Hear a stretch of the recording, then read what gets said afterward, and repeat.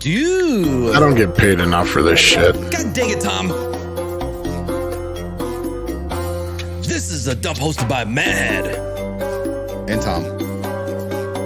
I think Scott's gone mad. Anyway, wow. Glad you made it here right in time to ruin my solo intro. Do. Don't even do it there. It's not even the right time.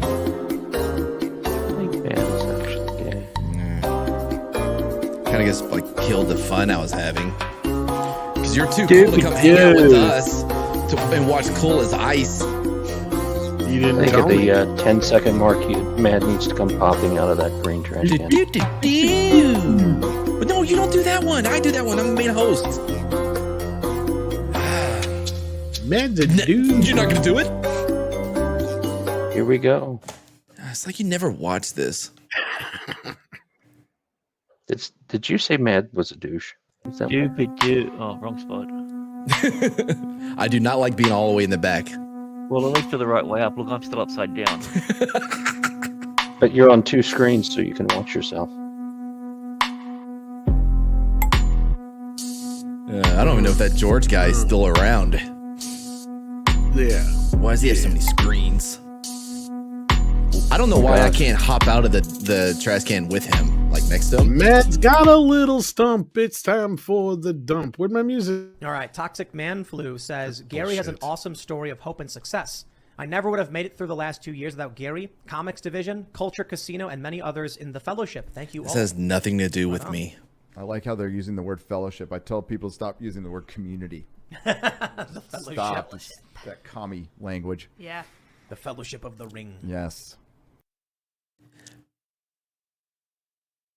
Is this a message from Gary? Welcome, comrades. Because he said the commie thing, and then I said welcome to the dump, the Mad and Tom dump, where we get all dumpity with our regular peanuts that we have on the panel. Peanut like Culture Casino. But we have a very special guest who's muted still. That's okay, though. Maxfield Von Presley, who, according to some people in a secret chat, super soldier, cured cancer, woman cancer. What else was it, Toxic? Able to leap buildings. Tall buildings in a single bound. Yeah. Right. Yeah. Better looking than a underwear model. Yeah. And it smells better than most garbage dumps. And that's the superhero we know is Maxfield Von Priestley. That's just true. I mean, anyone named Maxfield is also a super genius. I have a button for that. I don't care for your hat being backwards. That seems a little too. It is, yeah. It's a little too, like, it's 90s. not regulation. Yeah, I guess so. But yeah, man, I can't follow up with that intro. Thank you guys so much for having me. I kill intros, bro. And also with us is Toxic Man Flu. Hi, how are you? I'm so glad I'm not a Boston fan. Thank you. It was okay for a while. Yeah, now it sucked and it didn't suck. Now it sucks. Yeah. Hello. Mark, would you introduce people, man? Okay, I tell you what. Here, and my executive producer and executive CEO of diversity, technology, and inclusion, Mr. Grant Gregory. Introduce Mark. I did introduce Mark. He did. It was just kind of somebody was talking over him at the time, so that was okay. Yeah. It wasn't my fault. And Grant's still muted. Tom's here. All right. Well. Okay, look, I'm going to say something important. Max released a video today that I want him to talk about. He did some really cool stuff. He went to WonderCon and he engaged with the enemy. Well, kinda. Go ahead, man. What is WonderCon?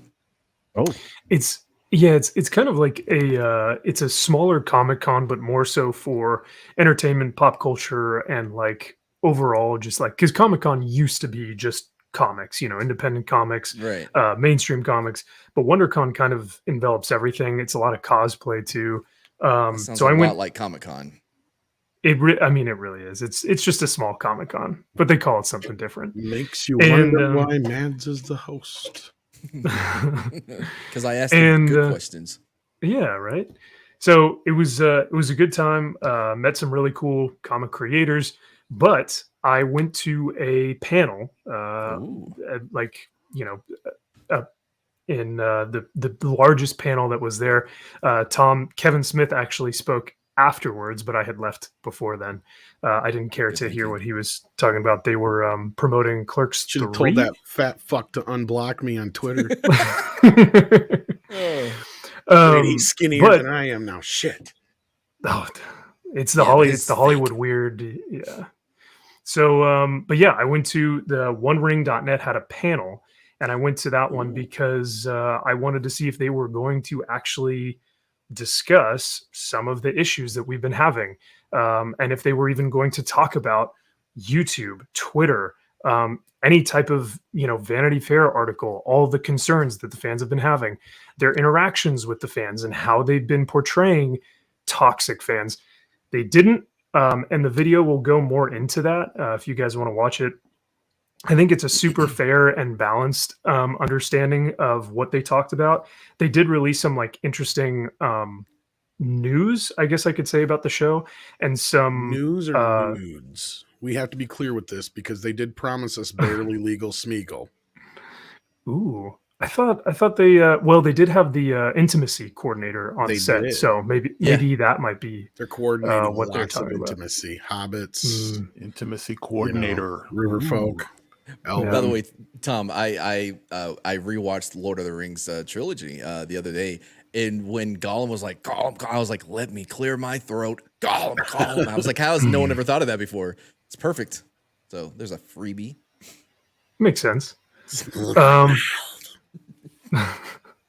So yeah, it was pretty interesting. The one thing that I thought was kind of telling as well is that normally for Comic-Con panels, they have a Q&A at the end of it, the last 15 minutes.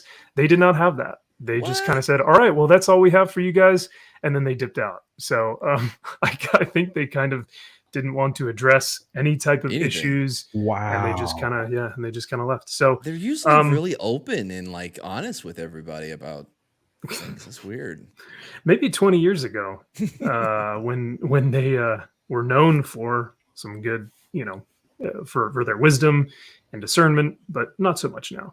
So they're afraid of the people. They're afraid of people now because they know, like you said, the whole YouTube thing, social media, they want to avoid that at all costs because people have more of a voice than we used to.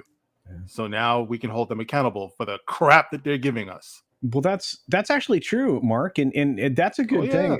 Did they talk? I'm just curious, Max. Did they talk about the show at all? I mean, any of the aspects of the show. I mean, I don't want to cannibalize your video because I want everybody to go watch it because I think the video is worth a view, everybody. So when you're done here, go check out Max's channel. If you're not subscribed to Max, don't listen to him. Give us the goods. Okay, just subscribe to Max. Oh, thank you, Culture. I won't. I'm kidding, of course. You give us whatever you're tracking. Of course, yeah. I mean, I would love it if you guys could go watch the video. There is some really cool, I guess, takes on why they're doing some of the things. I would say it's informative. They address why elves have short hair, specifically Arondir and Elrond. They address why Dissa is singing in the trailer. They address the sword, one of the swords that was in the poster, and which sword it actually pertains to. And then they address some of the set pieces, specifically Durin's throne room and Numenor. Wow. So they covered a good portion of topics. Did they cover the genocide of all minorities in the Second Age to where they did not exist for the trilogy? You know what? This was one of the things that I said in the video, and I had listened to this. I listened back to the recording that I had taken, and I was like, that doesn't sound right.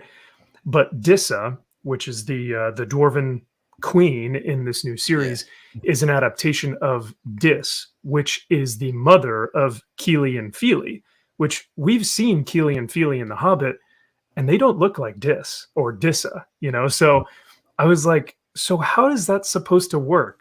Of course, they didn't really, explain that. But they were like, yeah, it's pulled straight from the lore because Dis was the mother of blah, blah. And I was just thinking, I don't think that's how that works. But maybe I could be wrong. I don't know. So they didn't look like this. They didn't look like that. Oh, there it is. Yeah, Yep. no. I was waiting. I was thinking more Jar Jar Binks lingo. This on me car. And mad. All the diversity in Lord of the Rings went the same place it did on the Jetsons. I told you that already. What happened? What?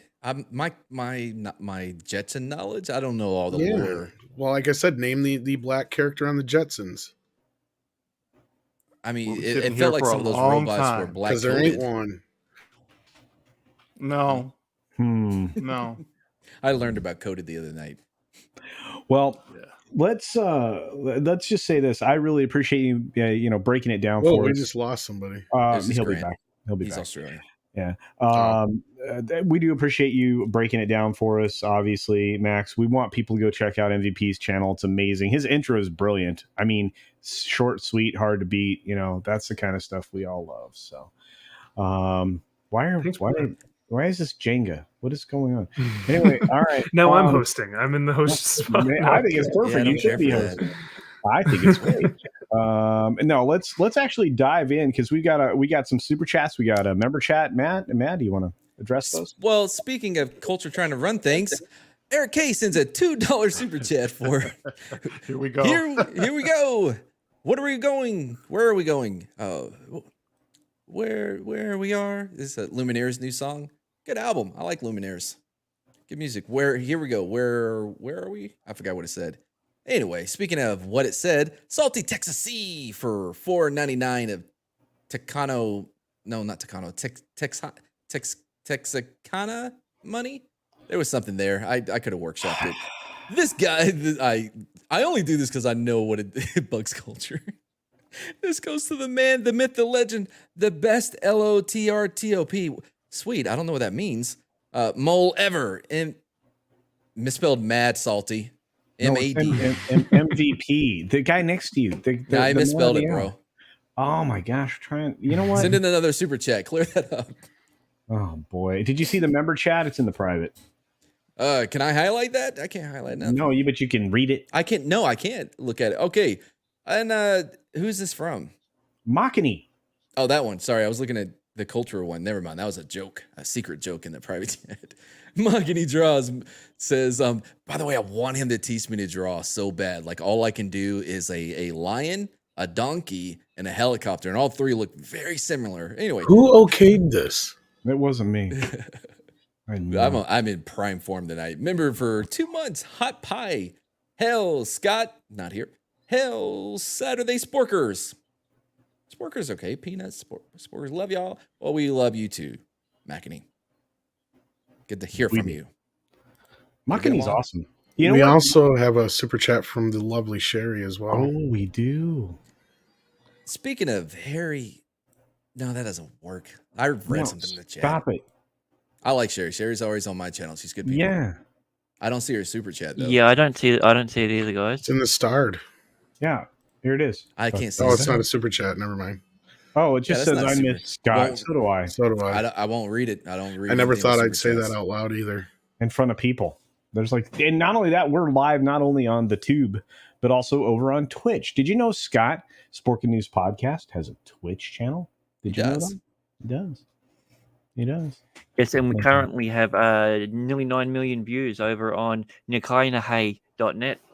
Oh, bro, killing it in those overseas. Yeah, killing in those overseas markets. Our international views. This man right here, who does not have the views he deserves on his channel of his most recent video, which he talks extensively. Yeah, cool as ice. I thought it was one of our better episodes of Street Spots. No, I was talking about Max, who actually he doesn't have nearly enough views. So do go and check out his latest video. But he has like 9 million views on that YouTube alternative site. So it was amazing.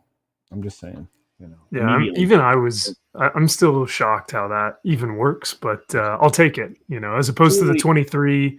here in America, but 9 million somewhere on this crazy site. 23 million? Inflation's a weird number when it comes to YouTube numbers. I mean, I don't know if we can blame that all on the current sitting president or not, but yeah, I do.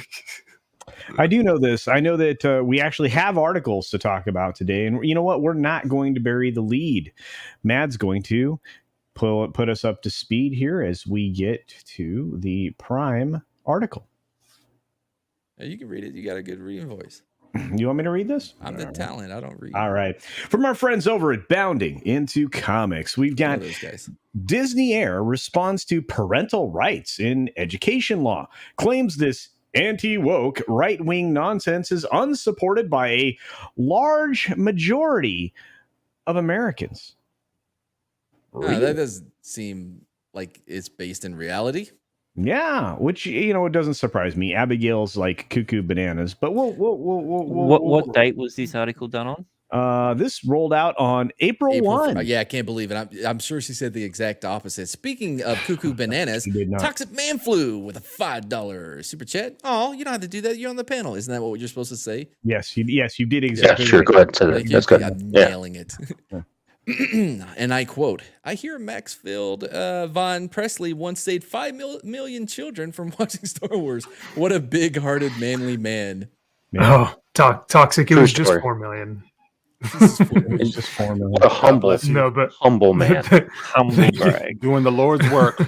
Did you hear about the time he caught like 18 bullets in his teeth from an automatic weapon? Was that him?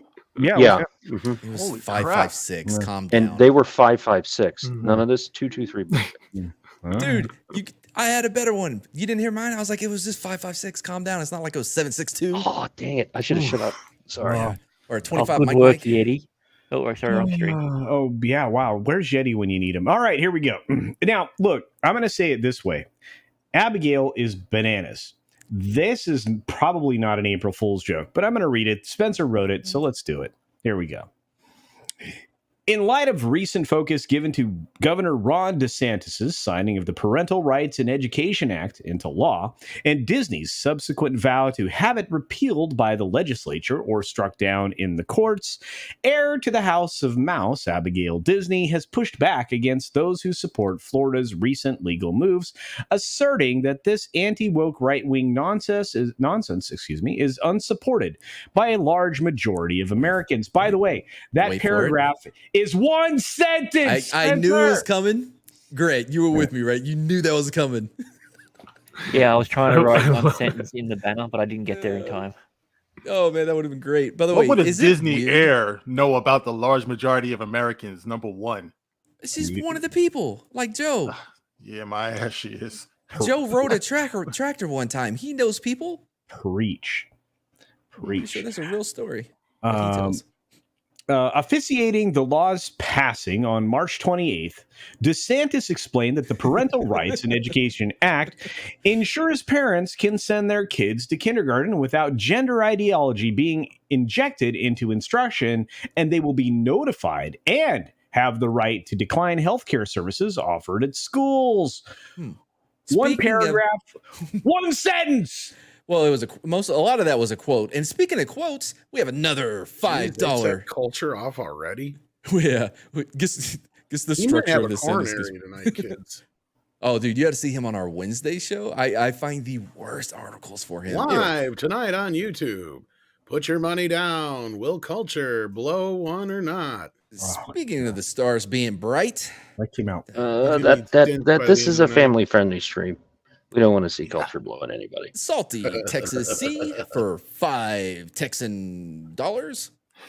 This is the Bi-Culture Casino, a nun costume, so he can wrap your knuckles with a ruler, or I was going to add an E to that word, with a ruler and keep the show flow.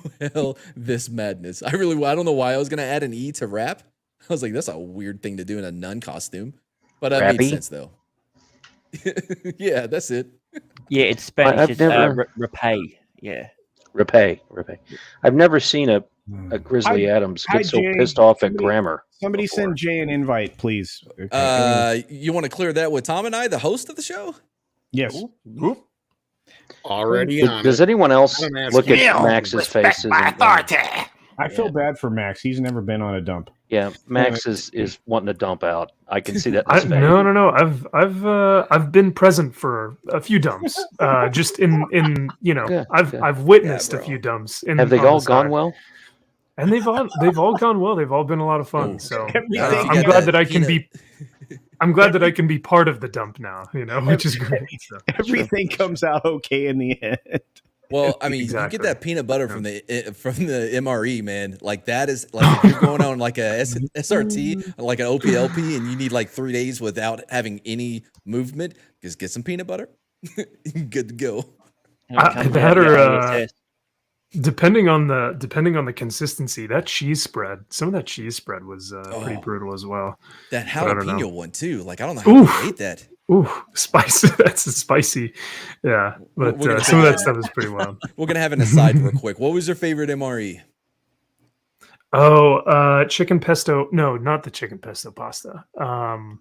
There was macaroni and beef macaroni, something like that. Yeah, the beefaroni. Yeah, the beefaroni. Mine was the tortellini, bro. The vegetarian tortellini was fantastic. That was not too bad. Yeah. All right, here we go. Good call. Ron DeSantis. This is Ron DeSantis' Twitter, guys. Today I signed HB 1557, the Parental Rights in Education Act, into law. It ensures parents can send their kids to kindergarten without gender ideology being injected into instruction, and they will be notified and have the right to decline healthcare services offered at schools. Well, there's kids I need to go back. I mean, what if, because, hypothetically, like a teacher, male, I assume, comes in after a great weekend of like canoeing with his partner, and one of the kids asks, "Hey, what'd you do this weekend, Mr. So-and-so?" He will not be able to tell them about his canoeing adventures. He can say, "Hey, I went canoeing with my partner." He can say that. Hypothetical, nothing I heard. I gave you the hypothetical answer, which would have been perfectly fine. Yeah. Yep. Again, they are not allowed to instruct on ideology or anything associated with the procreative services that may or may not be involved in those relationships. There you go. You can say that you went canoeing with your friend or your partner, but not like my lover. Me and my lover, we were out there. It's like that's kind of a different thing for kindergartners, I would imagine, right? I mean, and that's what we're trying to. Why do you have to tell them what you're doing at all? I don't. That's what I was about to ask. Anything about teachers? Yeah. When did that happen? My teachers never told me. They didn't even want to know what I did over the weekend. No. Well, they would tell them. Okay, if you they're ask not one of even your teachers, human they'll tell you to shut up. kids at that age. They're not even seeing them as people, really. They're just teachers. So teach. Yeah. That's it. Interestingly enough, I think that Zax gets it. What did he say? Read it out loud for me. I couldn't see it. Great timing on that. Yeah, Zax, good one. Anyway, all right, here we go. If it's a little dirty, that's all right. The bill takes three main steps, he elaborated. First, the bill prohibits classroom instructions about sexuality or other things like transgender in K-3 classrooms. And after third grade, those curriculums need to be age appropriate, just like they've always supposed to be since I was a kid, but hey, whatever. Second, the bill ensures that at the beginning of every school year, parents will be notified about healthcare services offered at the school with the right to decline any service offered. And finally, this bill ensures that whenever a questionnaire or health screening is given to our young students, parents receive it first and give permission for the school to give it to their child. That makes a lot of sense to me.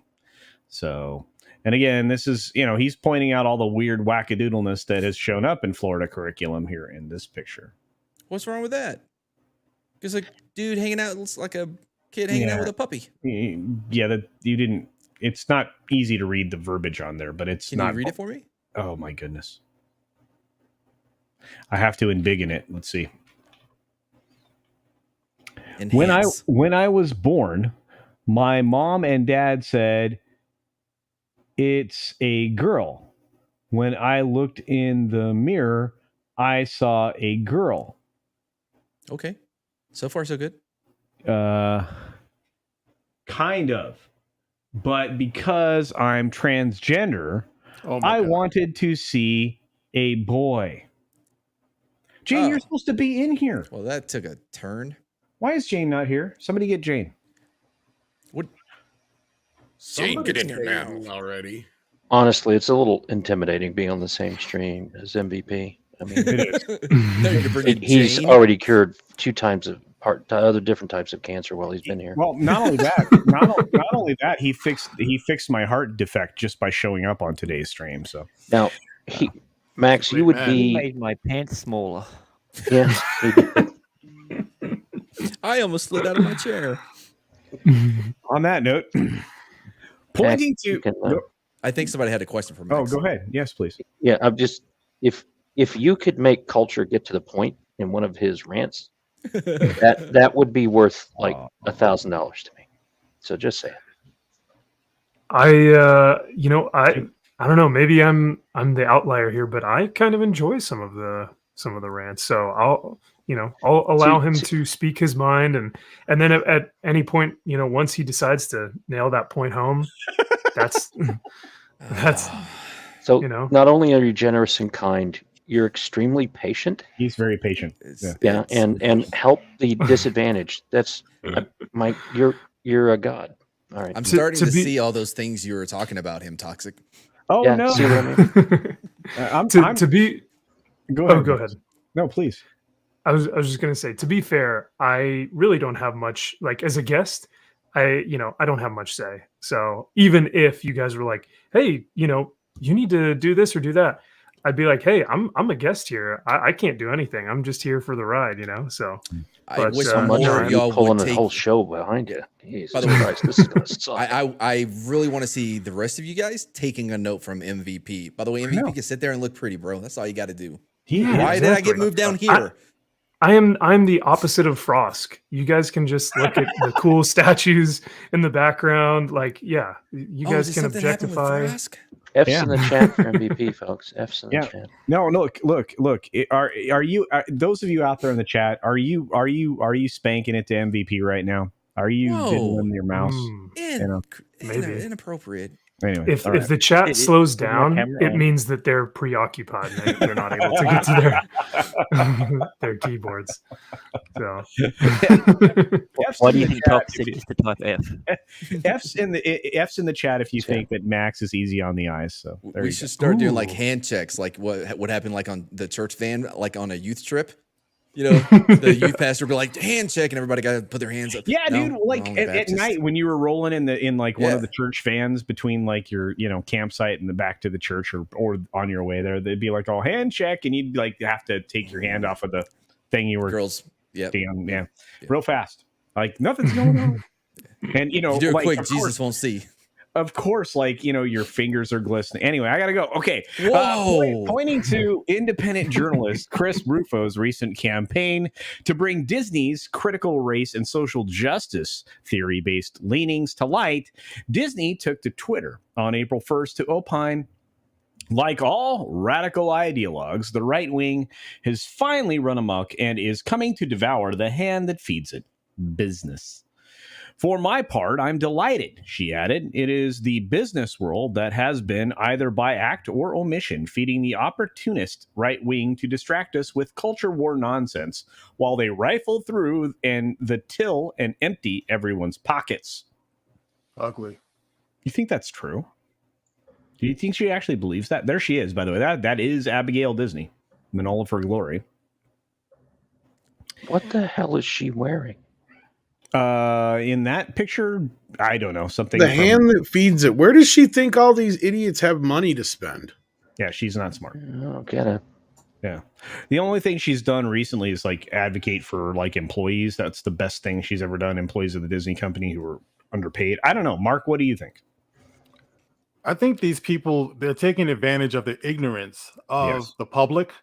I don't think this is what she believes at all. I just think these people they just shove this stuff out there, people who have never read this thing or they're not going to read this thing and just trying to get everybody riled up. But why would any average person out there, any parent, why would they want for their little children to have like what you just showed? I'm transgender.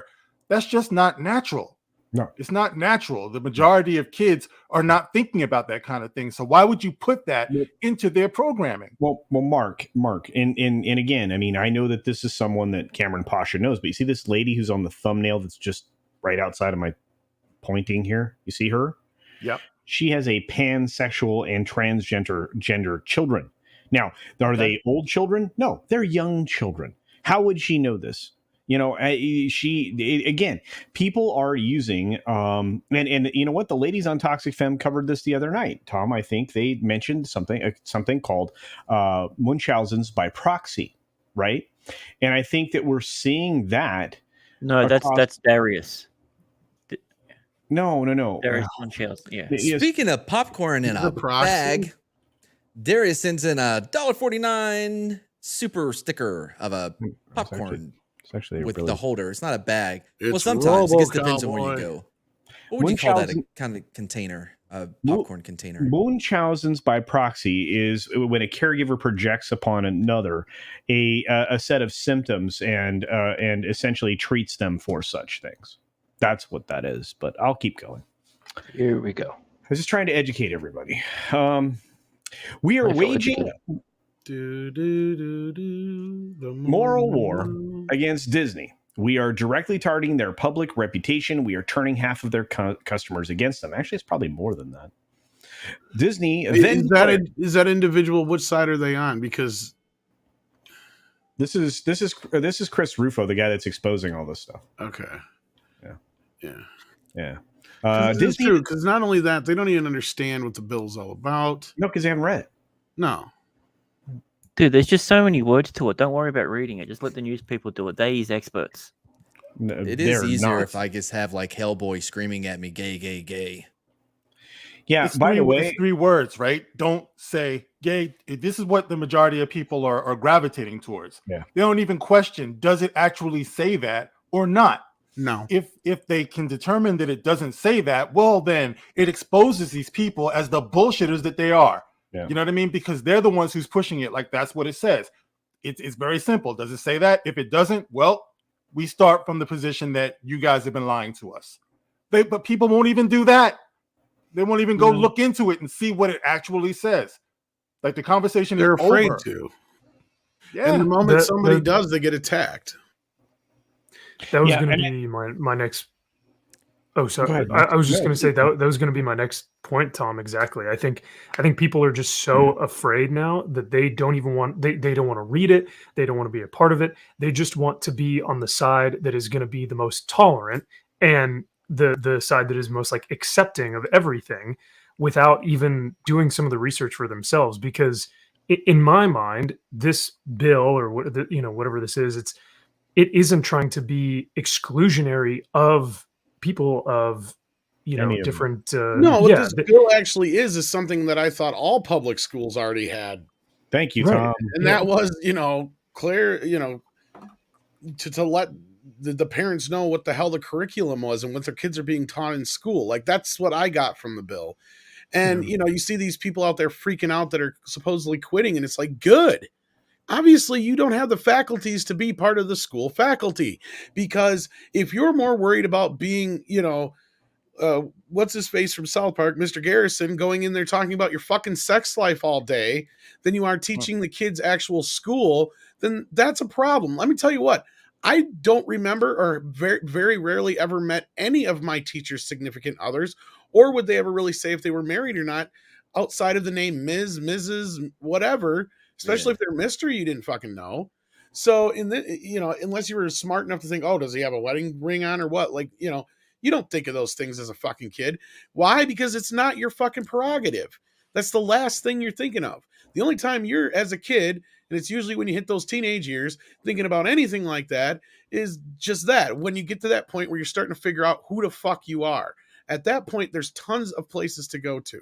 There's tons of people to talk to in and outside of school. And when it comes to this whole thing, this is something I thought that it was already, like I said, I thought this was something that was already part of the system. I can't believe that this is just finally becoming, part of the law. Because as far as I'm concerned, if I walked in and asked what my kid's being taught, I would expect to be told. Yeah, well, you should be. To be honest with you, I think Mark would agree. You're a parent. You're a great dad. Everybody knows. Oh, so the question is, do you know? I know the answer to this already, but do you know, and do you expect other parents know what the kids are being taught in school? Oh, I don't know. Only if you love them. Yeah. You know what I mean? But I think a lot of parents out here, they don't love their kids as much as they think they do. It's like you have to be involved. You have to talk to the kids every night when they get home, and you have to listen. You know, sometimes you got to be quiet and just let the kids, because a lot of these kids know what's not natural to them. They know this. So they're just trying to figure out in their minds, like, how to even bring it up. Sometimes it could be just something in passing. Right? And kids are sponges. They don't necessarily know what they want until they get to a certain age, because they'll go with the flow of the crowd, right? I mean, kids can be talked into damn near anything, and that's part of the problem. I mean, this goes back to, this is the funny part, because there's a lot of these same fucking people that are pushing this shit right now that are on that side of the fucking, aisle, are the same fucking people that were pushing a lot of the other stupid shit years ago with sex ed too. Exactly. Didn't make any fucking difference and made shit worse. So like this whole fucking thing is stupid. I mean, to me, it's up to the parents to decide when. When I was in school, your parents had to actually sign a waiver for you to learn sex ed. You had to work your way around getting a fake signature. Like it wasn't so easy where like, ooh, just don't tell my parents. And the teacher's like, no problem, don't tell them. So what if I say I identify as a woman now? Does that mean I get to watch the girls' video instead of the guys' video? Probably. Yes. You get to use their bathroom. Also, I don't like the gender language when it comes to our videos. Well, I mean, if y'all know what I mean, because that was one thing they made sure that, because that was one thing they always did, because us boys always tried to sneak a peek at what they were checking out and seeing on their video, because, we always heard the rumors, right? And, so they made sure that was under lock and key. So. Yeah, but even still, that was, we're talking much, like, as you start to get into the, exactly, 7th, 8th grade, whatever, yeah. Exactly, yeah, because, like, this is, we're talking about kids that are, like, 5 years old or something, like you guys were saying.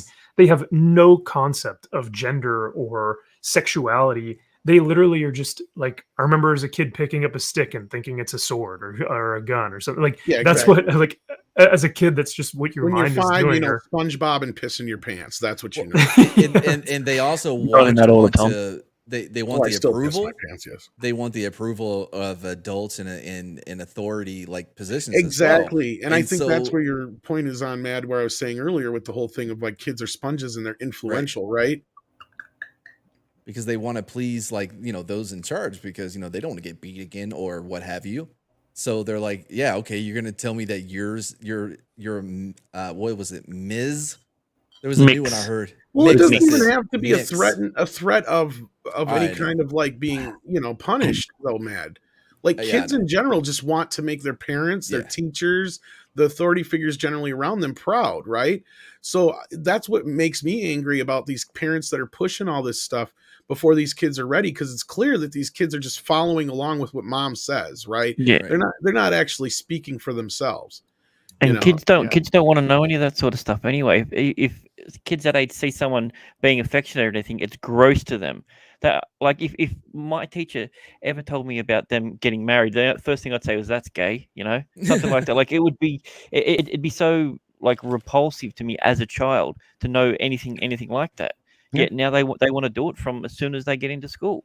I think this is to me, this is classic predator behavior. That's what it is. It's like they want to take the parents out. This is just going to be our little secret. Right. You know what I mean? It's like we don't even have to ask their permission. We'll just show you certain things. And when you do that, it only takes a second to imprint on a child, who's not thinking that way. You just show them one thing. That's the power of imagery. You put something in front of their face, it's there, man. Especially if they really don't understand it, because their minds is going to keep on trying to understand it.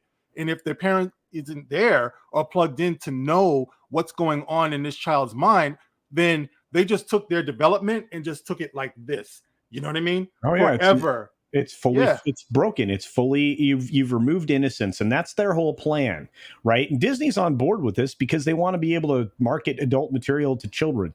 Let's just be honest about it. Well, speaking of adults, George Mulhole. I never said it. I've never had to say his last name before. Mohole. You never had to say Molo before? Molo. Oh, like YOLO, but Molo. Molho. Mohole. George, like Rolo. For $20. Oh, hell, you beautiful bastards. Be right there. I didn't know you were coming. Love you guys. All hail the mighty Spork. We need another super secret Saturday DM group.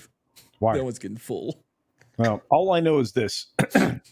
What she says in part is very true, which is why we're in the position where we are currently living in the dark ages of the tail wagging the dog. So I'm going to read this.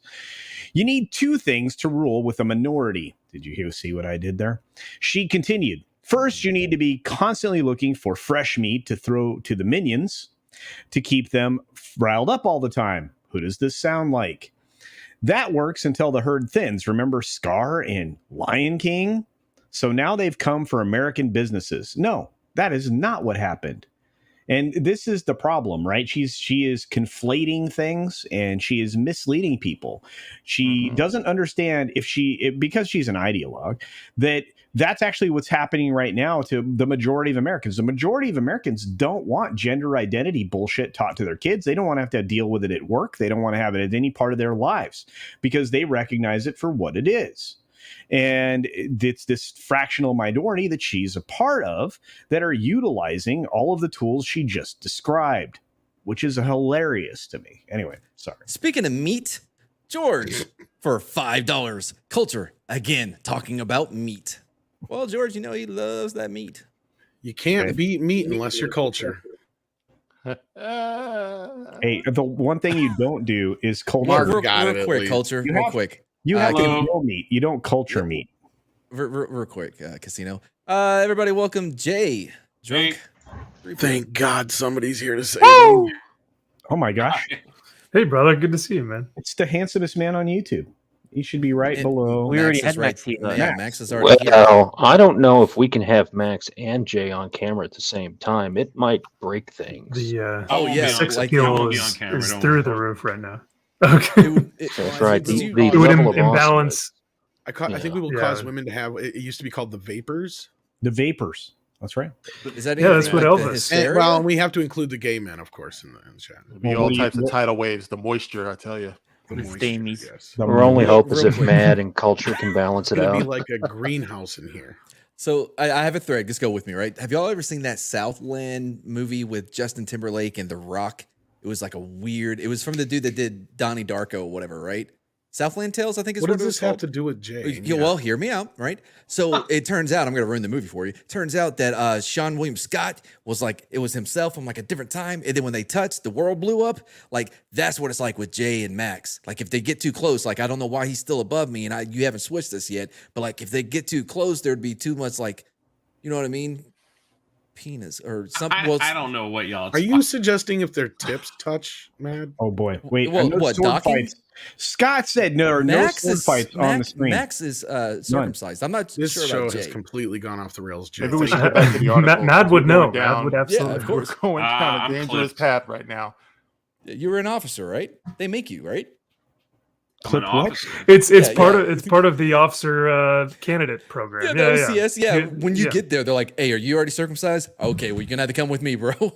Yep, it's like part of MEPS, you know, right? Yeah, they go through their physicals and everything. Yep.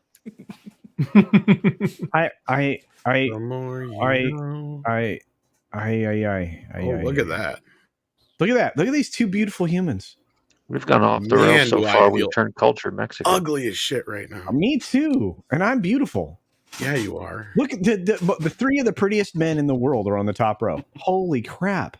This should be called the sex appeal stream. Oh my god, we don't have music. Mark slapped me in New York once, but I deserved it. Oh, I heard that. Bro, stop. Like Chris Rock slapped or what's happening right now? Wait, everybody else should just be out of this. I kissed you, man. What? Oh, dude, Jay wouldn't even let Culture like touch him. I kissed the kiss girl and I liked it. Jay touched my hair, dude. What are you talking about? He wouldn't even nothing. let you hold his hat. The freak Jane is touched your hair? He did. I don't know. This I'm so stream is going jealous. completely off. I got to touch the original fedora. I got to touch the original fedora. Yeah, and then Jane touched your hair. Is this actually happening? What is this? It was really only a matter of time, she noted. The second thing you need to rule with a minority is money. Lots of it. You would know, chick. Look at what's happening with BlackRock and all these other asshat corporations. You need very deep pockets to fund you. Yes. And if they don't, you need them to sit quietly along the sidelines out of your way. There you go. Wait, where's Scott? What does this have to do with targeting kids, though? I don't understand. I think Scott. I think Mad did something to him. I think he's in the trunk somewhere. No, actually, Scott has 103-degree fever. So he says. Well, no, dude, he's sick. You give me fever. I didn't see no test. he sure was tweeting a lot for him being so sick. You're a meanie. Oh, I'm dying. Fucking second generation hippies. Or is it third? Look, here's the thing. You realize her grandfather would be like, bitch, you ain't getting $1 from me. Well, let's be clear. I doubt he would even talk to a woman, like especially. Well, he probably wouldn't talk to me, man. Well, this whole thing is a breakdown of the system. Okay, this did. It all started with the fucking hippies because they sat around going, give us, and make a change, make a change, make a change. Okay, so then they had kids, and they were the same fucking way. Then they had kids, and they were even lazier in the same fucking way, and they got purple hair, and they don't know what the hell they are anymore. And their whole thing is, fuck you, give me $500. That's where it comes from. That's exactly where that saying comes from, because it comes from when Gina Carano was being bombarded online. I wish I looked like that. And this one fucking person was like, your bigotry has like made me have to go get therapy. Now give me $500 for therapy. It has ruined my day. Yeah. So like, that's what these people do. They just expect you to hand over money. It's like, bitch, go get a fucking job. Maybe you wouldn't have so much shit to complain about. I'm gonna carry a mattress. Goddamn hippie classes. Jay's got bubble gum. He's not eating anything. He just masticates for the fun of it. Masticates. See, that's chewing. Hey, we're not supposed to talk about that stuff. That's a fancy word for chewing. He's fine. Abigail Disney's right there on the thumbnail. See her? You guys talking about teachers? Yeah, and masticating up on that. You know, I was a fifth grade teacher for many years. So, did you talk about your sex life daily? Yeah. Did you talk about railing? Talk about your canoeing? Did you want to? None of the teachers did, because we wanted, like, our away life was away from school. Right. So it was really to see this stuff. And even though I taught fifth grade, there wasn't too many male elementary school teachers that. You know, so I was the only one, but I was also in charge of the entire, grammar school area. I guess because I'd walk in a room if Billy was misbehaving in second grade and just be like, hey, like, what's the problem here? And they'd stop. But none of the teachers would want, to know, what I do at home is what I do at home. It's weird to talk about, I had like, some of the girls would be like, you got a girlfriend, Coach Jay? And I'd be like, it's none of your business, little one, so. And then like when you bumped into them like at Walmart or something, it'd be weird. It's like, oh my God, there's one of my students. Let's go the other way. I don't want them to see me out and about in my daily life. It was really weird. So like they should imagine you sleeping under your desk every night until they get there. Exactly. No, Jay's right, because like growing up, I only remember 2 instances. Like there was one teacher that was married to another teacher, so they had both the same last name. So everybody already knew they were married. So there was that. Yeah. So that was just like a thing. And then the other time was there was one teacher who got married, so they changed their name. That was the only other time I ever remember that being a thing in class. Yeah, same. I think it's we had a student get suspended for 2 days because he said gay. He was making jokes that certain teachers would like they were making jokes about like what teacher he wanted to sleep with. And they'd be like, I bet they would do that and do that. And then once the joke got out and he was just loud about it, like he was taken to the principal's office and they're like, we don't talk about that stuff. And so he was just suspended for 2 days. And the parents didn't even reject, like they were like, no, I'll suspend him. He shouldn't be doing that. Yeah. You're there to learn. You ain't there to like talk about who you want to sleep with. So well, and he was in high school, you know, that's like the only one I remember something like that happened. But in all my years in the classroom with 5th and 6th graders, and I also was the head basketball coach. That's why they called me Coach Day. Not one time did a student want to talk to me about like sex or sexual stuff or anything like that. Like never did that ever come up at all. And I also had, our teachers had a special, I don't know for those that have kids in school now, but at the school that I worked at, and it was a second chance school, so it wasn't high on the funding. So I didn't even have computers in my classroom, but we did have an app for all the parents that they were able to contact me, and I could send out. It worked kind of like a text message. I could send something out, and all the parents would get it, or some of the parents or guardians would get it, or anyone that they wanted to add. If they wanted to add grandma to that list, if they wanted to add Uncle Joe or whatever, they could all get the same message. We use that thing all the time. Your child was taken to the office for bad attitude. Your child didn't eat today. Your child wasn't too happy today, looked very sad. Everything was communicated. I mean, everything. So there was no like keeping stuff from the parents. Like they trained you like day one that you should never, ever keep things from the parents and never talk about things that you probably shouldn't talk about if it's not part of the curriculum. And if someone kept asking questions, you were supposed to send them to the office, not like in a negative, but just say, hey, talk to the principal about this, you know, like whatever. But even still, a message went home to the parents. Like Billy got sent to the office today because he didn't want to do any of his work. Or then I would send a message out. Everyone got this kind of homework or this kind of stuff. So it's really interesting to see that, you know, there's all those things are in place to make sure the parents know. So the fact that there are actually teachers keeping things from the parents, to me, it's just like, that's suspicious, number one, especially at that age, 5, you're talking about 4, 5, 6, and 7-year-olds. That's what this bill is talking about. So it's like, I never kept a thing from the parents, and I never had an issue with the parents ever, even when I had to send their kid to the principal's office for misbehavior, because I always kept them in the loop.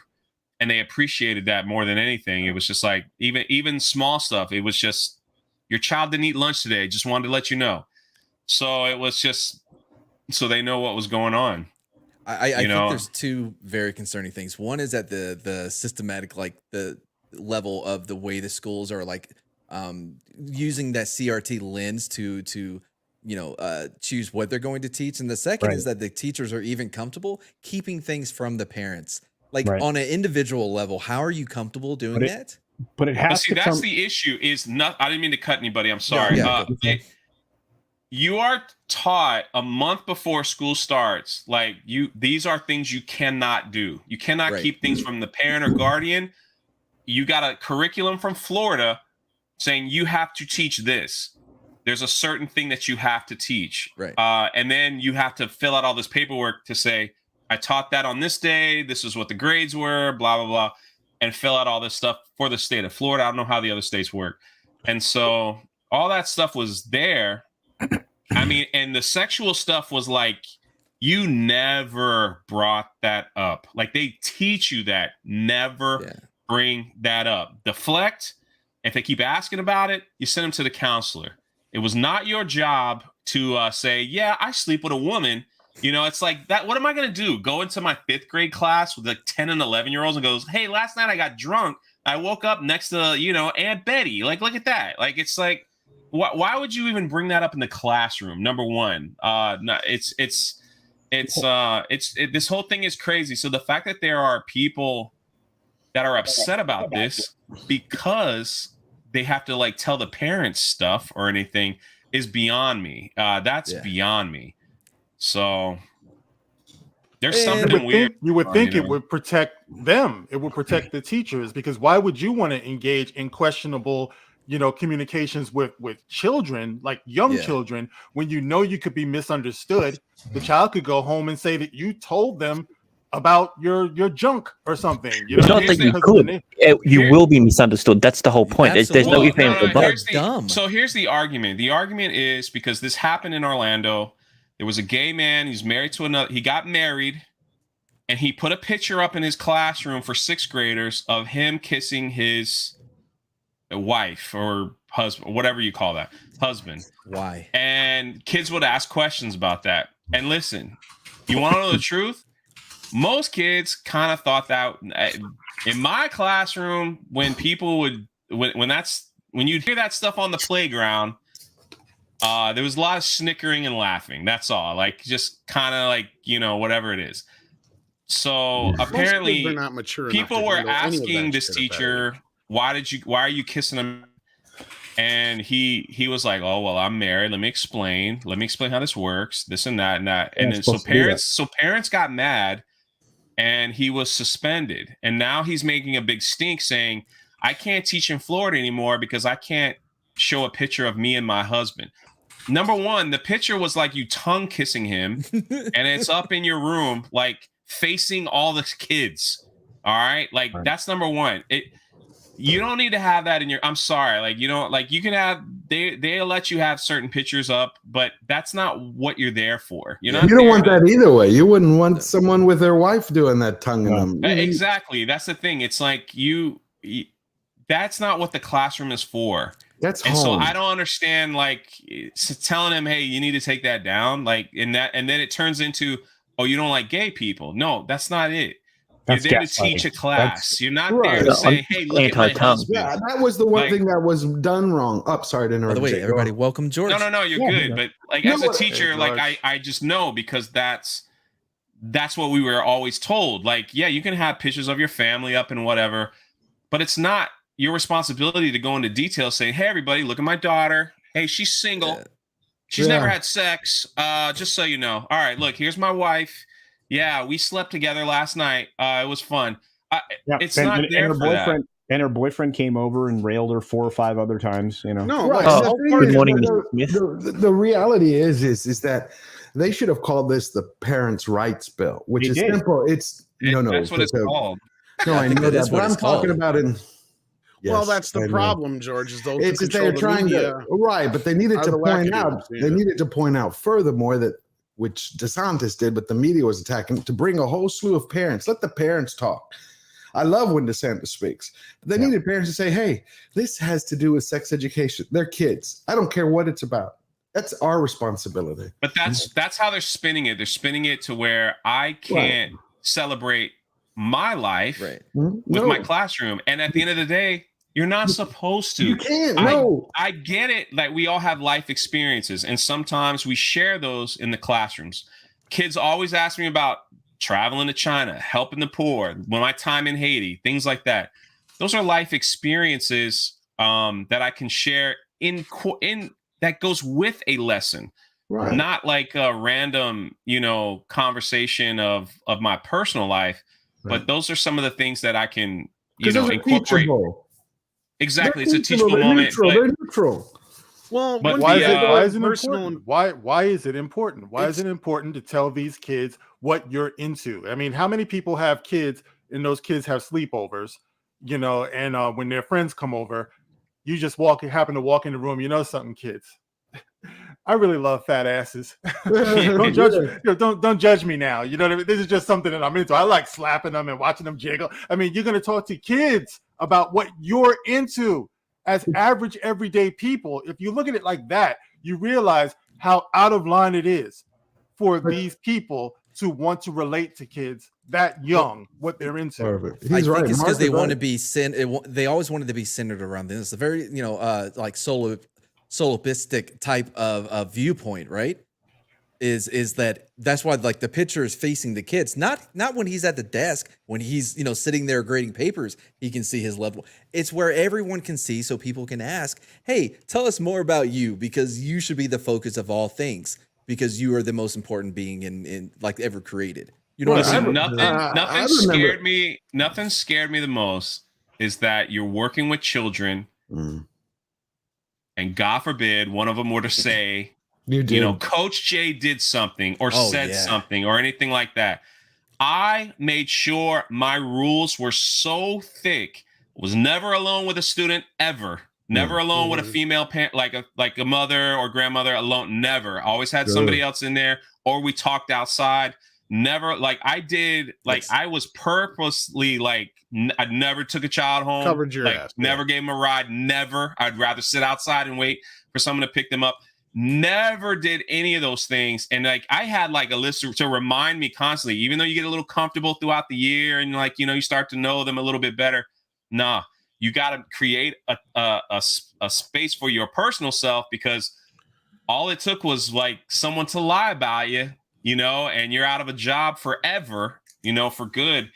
And so you had to maintain a strict policy. The problem is some of these teachers want friendships with these young people because that's how they're finding acceptance. They want to mold them. And you right there, you hit it. It's acceptance. See, this is the problem that we have. I remember growing up, my teachers, you'd ask about their home lives and they'd be like, George, here I'm your teacher. I'm X, Y, and Z. That's separate, because we would see them sometimes in summer schools, summer camps. And so during that time, you wouldn't be like, oh, hi, it's Mrs. Bolt. She'd be like, during summer camp, since we were in a preparatory school. So it's like, you can call it me, Marilyn. But when it comes to September, it's Mrs. Bolt. But when you'd ask about, are you married? She's like, that's not important. That's separate. They would be our teachers and our leaders, but not your best buddy. It's not like, hey, we're going to go hang out together. Well, the point is that today you have broken people, and the broken people do not feel normal. So they want to break everything else. Therefore, everything's broken. Therefore, they're normal. They're accepted. Absolutely. But they were broken in the education system that they came from. And I think Jay's hitting on an excellent point, which is I was going to try and make earlier, but he kind of was knocking on the door of it. And there's the other side of it too, is don't you think a lot of these teachers would want to be able to protect themselves? Because look at a lot of this, just the uptick in school violence we've seen in years past here. And, you know, you start telling students about your personal life, that leads to them knowing things about your personal life in ways that can put other people in your life in danger. Right? Like, what if you have a student who's clearly, you know, not in the right mindset, and they decide that they're pissed off at you because you gave them a bad grade, and they go and decide they're going to hang your fucking cat or something. Like, I'm sure these kind of things cross the minds of teachers, I'd imagine, Jay. They should. Well, how many teachers sleep together? I just never wanted to put myself in a situation where I was alone because with a student or alone with a woman, like alone with the mother, because then it becomes my word versus one his. word. Yep. You know, but so like when I was a cop, it was the same thing. Like I always made sure, like it wasn't that I didn't care. I was indifferent. You know what I mean? Like I didn't. Like, because you never want to be in it. Like you would have offers like, hey, you know, if you give me out of this DWI, I'll, you know, I will fellatio you. That feels right. Or what have you, like, or 10,000, I got offered 10,000 once, right? And to be fellatioed, I think he's fellatioed. I thought you had a video about that. Anyway, no, different one. Anyway, but the point is though, like you have to set that boundary to where you never get, because you would see cops like, they're like, they would get tempted by, right? But you have to have that standard that you approach everything as close to being like in a standard way every time. Just like with the standardized field sobriety test, you're supposed to do it the exact same way, say the same things every time, except for, you know, if they're doing dumb things, like you have to, you know, adjust to it. But you set that standard so that you have a track record. Be like, no, dum-dums, don't believe her. She's a drunk idiot here. Look at what, you know what I mean? You have to have that type of stuff. And speaking of stuff, we had a couple of super chats I want to get to. Mr. Grant Gregory, Australian $2. That's good stuff. I'm 100% against the don't say J bill. Okay. And Jane Theory, who is doesn't have a good enough mic to join us, but I said, hey, just, you know, whatever mic you have laying around, wherever you are. And she's like, no, I'm not going to do it. I have to have the best mic. It was a whole thing for $10 American, I assumed. Schools. Well, I assume. I mean, sometimes it says whatever. It doesn't matter. Schools I don't do this a lot. Schools may use a loophole to continue to withhold info by claiming disclosure would result in abuse, abandonment, or neglect. That is something that they So would do, I will say on that, the only thing is if you feel that the student is being beat up at home or being abused at home, and that if you're going to make that accusation, you better be ready. Because you better strongly believe that's going on.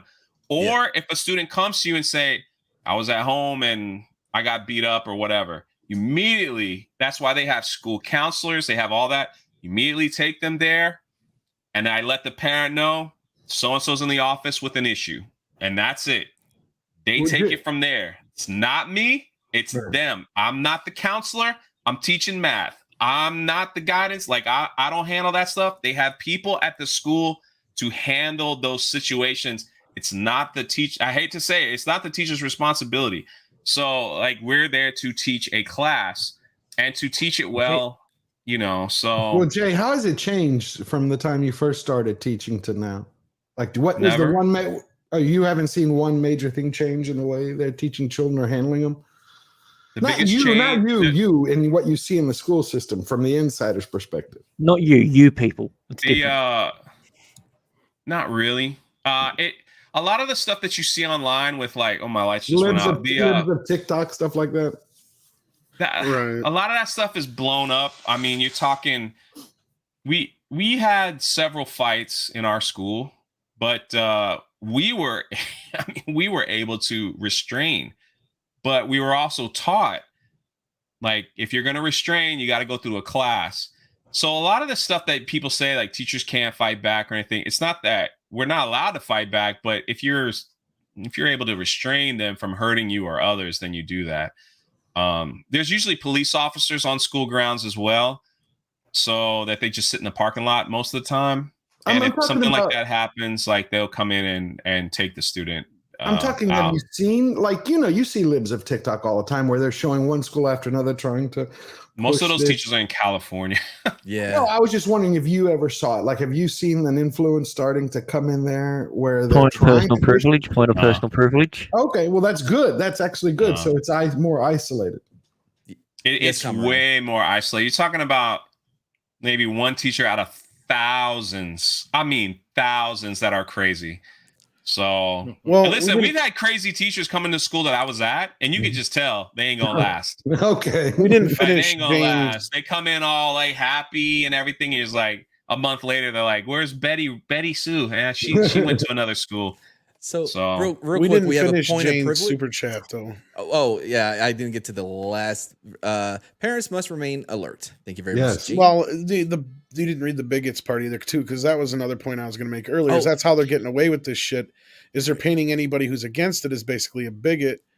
And then Jane also brought up that, you know, we're not talking about the good teachers here, though. We're talking about those bad apples, right? Those few morons, most of which are in California, as Jay pointed out as well.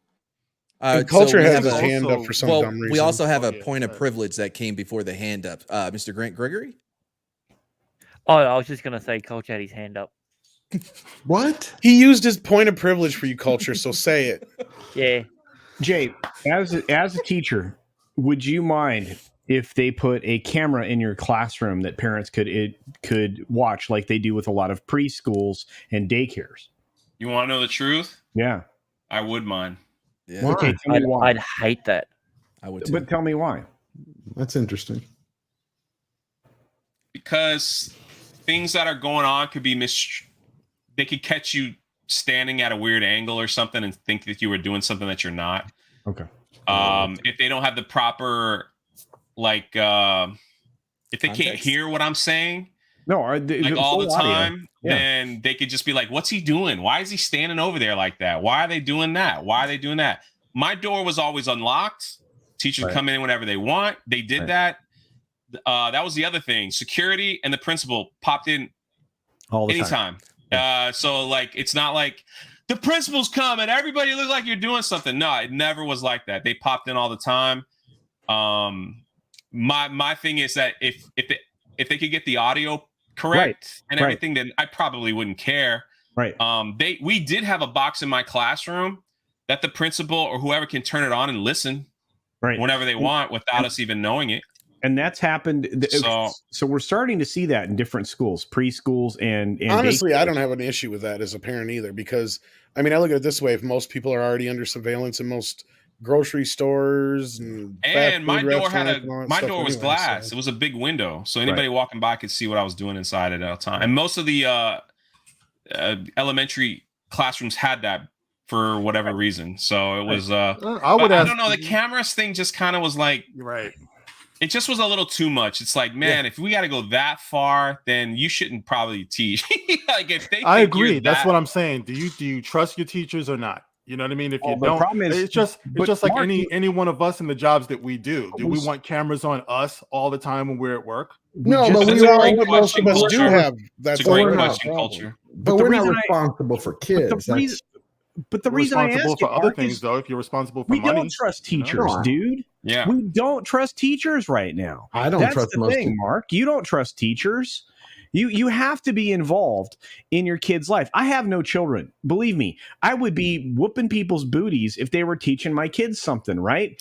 I pay very close attention to my nieces and nephews, right? I need to know what's going on in their life because I'm going to help my siblings, make sure that their kids are not being subjected to any form of indoctrination. I want them to teach a lesson plan, a state curriculum, and not deviate from it. I don't mind that you insert, for example, in Jay's circumstance where he says, in a social studies class, I've been to Mexico. I've done the work here to help these people in this particular community we're talking about today as part of our social studies lesson. I get that.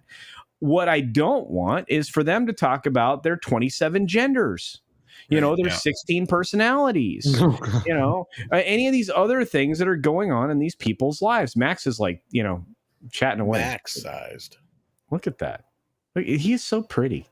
Well, I was a great teacher, and they wanted to double my salary when I left. So there's good teachers out there. There's a lot more good teachers than there are bad. And that's my point, is that because of the people that are fully indoctrinated and are moving towards pushing this ideology from a very young age, because that's where they want to get these kids. And they're looking for these kids to also be their freaking therapists, because they have nobody else that will accept them for who they are, or at least that's their perception. I agree with.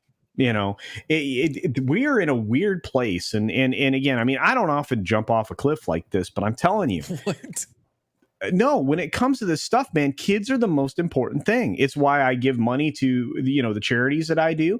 It's why I'm all about the awareness for trafficking and everything else that's happening on a global level.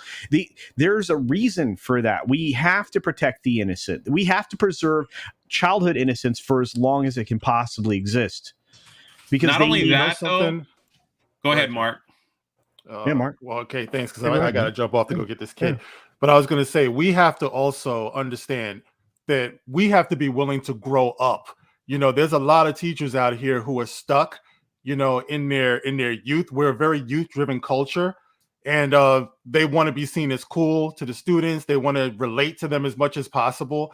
Like, I just got a text message from my son earlier on this week, because his friends, I guess they got into one of their teachers' Facebook pages and just scroll through the teacher's stuff.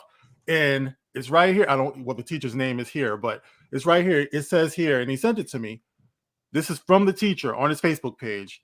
I just sucked Laura's butt. Okay. What? This is on his Facebook page, but this is actually from 2011. Okay. So these kids went in and scrolled all the way back on this teacher's Facebook page to come up with all this stuff that he wrote, like back in the day when he was still a little bit younger, and it's like, these people, they come in. Now, it's not his fault that they did that, but I'm just saying, you have to look at the people you're attracting to these jobs. And you really have to, but that's one of those things where we try to tell people to think about what you're posting on social media, because it could come back to haunt you. Human development, especially if you're a butt sucker. Especially if you're day. It's like, right. Who knew? You know what I mean? It's like I felt like calling the school and just being like, "Do you know what your teacher like has put out there? Do you? I mean, even though it was a long time ago, you know what these students are seeing. You know, so you got to look at these people that the jobs are attracting as well." But anthropologically, Mark, males develop slower than females. We're dumb for longer is basically the best way to describe it. And our brain isn't fully mature until we're about 24. Think about when these teachers are entering the workforce. 23. They still aren't even fully developed. 25. They need to be wired. Their last wiring phase at 25 to 26. And your life experience, because, and again, I'm not speaking specifically of anybody on this panel because I would never offend drunk, but when you get to 24, 25, you haven't had enough life experience. If you've even being in college, the world is still. Well, college today keeps you from having experiences, today, life experiences. Today's college, especially. It's far too broad for anybody to have any appreciation for. I would honestly believe that most people don't even get to that point until they're 35. I agree with you, Culture, especially 100%. now. The majority of teachers should already be in menopause or already done with it before they're able to teach. All my teachers look like the Wicked Witch of the West. Exactly. They're like 100. As they should. I love them. My best teachers. Culture's not wrong because there was a time here not too long ago where there was a shortage of teachers. So they were fast tracking a lot of young teachers. That's how you get a J. Through the programs. And I think that's where we had this uptick in this problem of teachers sleeping with their students. I'll be 100% honest with you. And it's all because they're not that much different in age gap, especially when you got a 20-something-year-old teaching teenagers in high school, right? Yeah. I don't remember teachers in my generation sleeping with a lot. I mean, dude, we had and now mind you, I'm 100 years old, but we had a teacher sleep with a senior and get pregnant. She got freaking pregnant because of this. Happened in our school. It actually happened in prison. We had a teacher who slept with someone who graduated. When he graduated. No. This kid was like MVP, right? Well, not as awesome as MVP is, but like MVP in that he was like the school stud. The dude was the captain of the football team, the whole 9 yards. The teacher got down with him and they produced Man, you wouldn't want to sleep with any of my teachers. Half either came from the military or they were 100. She was pretty smoking, dude. She was out there, throwing it around. She was wearing a few teachers now. She was Mark, wearing, you gotta get going. Thigh-high boots. Oh, Mark's got to go. I forgot. I'm sorry. No, I'm watching my time. I got maybe about 10 minutes. I think the worst thing that happened was, I said this once before, is I think a few weeks ago, the last time I was here. I'm curious if Jay or anyone else what they think about it. I think COVID, the parents had used school to drop off their kids like daycare. And I think when the coof happened and they started having the Zoom classes, a lot of parents were like, what are they teaching to my kids? They finally tuned into it because it was right there in their home. And they were shocked. So this is going to sound very facetious, but it's really not if you think about it. Hey, Snub. I think, you son of a... Hello, Snow. So I think a lot of this has to do with how we're so digital, right? Hear me out. I think most of us, we're all guys here, right? It's all bro night. Most of us, I've been in the woods. Don't assume my gender, motherfucker. found some porn in like a log or in a bush. You know what I mean? Like bros do, right? You're out in the woods and you find porn. I think that in a log? In the woods. Yeah, in a log, dude. I wrote a script about this, yes. The porn in the log? Yeah. Yeah, it's where it grows. It's made of paper. Everyone knows that. In a log? Lord of the Rings, the porn in the log. Nobody finds it except for other in a bros. Log? Yeah, it's a bro thing. Anyways, not the point. Yeah. We actually used a locker. You put a lock on it. My point is that there was a lot of effort that I'm going to speak for, just like bros, right? There was a lot of effort that went into seeing a boob. You're having to watch like Showtime, but like on the satellite, but you don't have the channel. So you're trying to like look between the squiggly lines like, oh man, I saw a nip. A lot of work went into it. Now it's just everywhere. Click. It's a click away. Before you had to find the Playboy or whatever. Dude, no one's having to scrummage through the woods. Back in my day, you had on-demand UHF that you had to have a scramble box for that you had to turn like the dial to. Is that when it was silent? Yeah, back when it was black and white in Culture's world. Did you have those little flip? Thanks for giving away the end of my movie, Mad. Did I? Yes. You never told me about it. You didn't ask me. You sure that I never told you that pitch? Oh, I've talked about Porn in the Woods a lot. Porn in the Log. Well, my idea was like kind of like it's like a movie, kind of like Stand by Me. Oh, I love it. Yeah. Like, Oh god. but it takes place in the 80s. That doesn't sound good. Yeah, it doesn't. No, well, it's like, but no, it's like more of a comedy than that. But like, you know, about teenagers who hear about the magical cabin in the woods that the high schoolers have full of porn. Oh. So they go on the magical journey to go find it, and they get there, and all it is a fucking tree trunk with a fucking Playboy shoved in it. Dude, those boys were so blessed. Like I'm telling you, the effort is. It what took made place in the 80s, of it. course, because the first line is kids have no idea how difficult it was to find porn back in the day. Oh, Nowadays, you just click it and there it is. Oh yeah, but I think it's also kind of destroyed things for them. Think about that time period. I mean, you'd have discussions. I saw this. You know, it was in Playboy, and now it'd be like you did Penthouse. It wouldn't even phase them. The thing is human development is a weird thing, right? But we now understand it better than we ever have, and we still don't know anything. But because of the level of maturity, we should not be doing this kind of instruction to young people. You need to have it at the appropriate time, which is what this legislation is all about.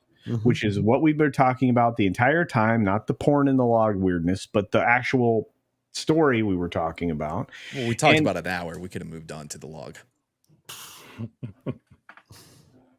The whole point being is that at least Florida's going out of their way to make it so that there is some kind of penalty for doing something that is well outside of the best interests of children. Because they're putting it back on the parents where it always resides. Do you think it'll survive? Because you know they're gonna. You think it'll survive? They can't do anything about it, dude. I'm telling you right now, and Drunk knows this because he just did a stream for like 300 hours just a little while ago. Yeah, but you know what? They shouldn't have had to do this. Jay's been in it. He knows. That's the way that I've seen schools work. My parents have been involved in that. Everything from there. There's something that happened. You're transparent. And you go from there. Yeah.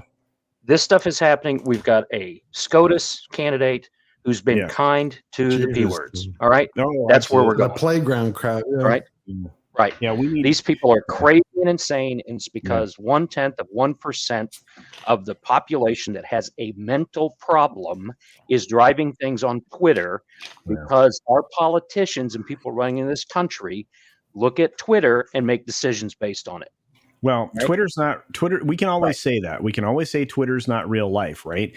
But it's not. It is real life because it is driving policy in Washington. But that is, again, that's because it's allowed to do so.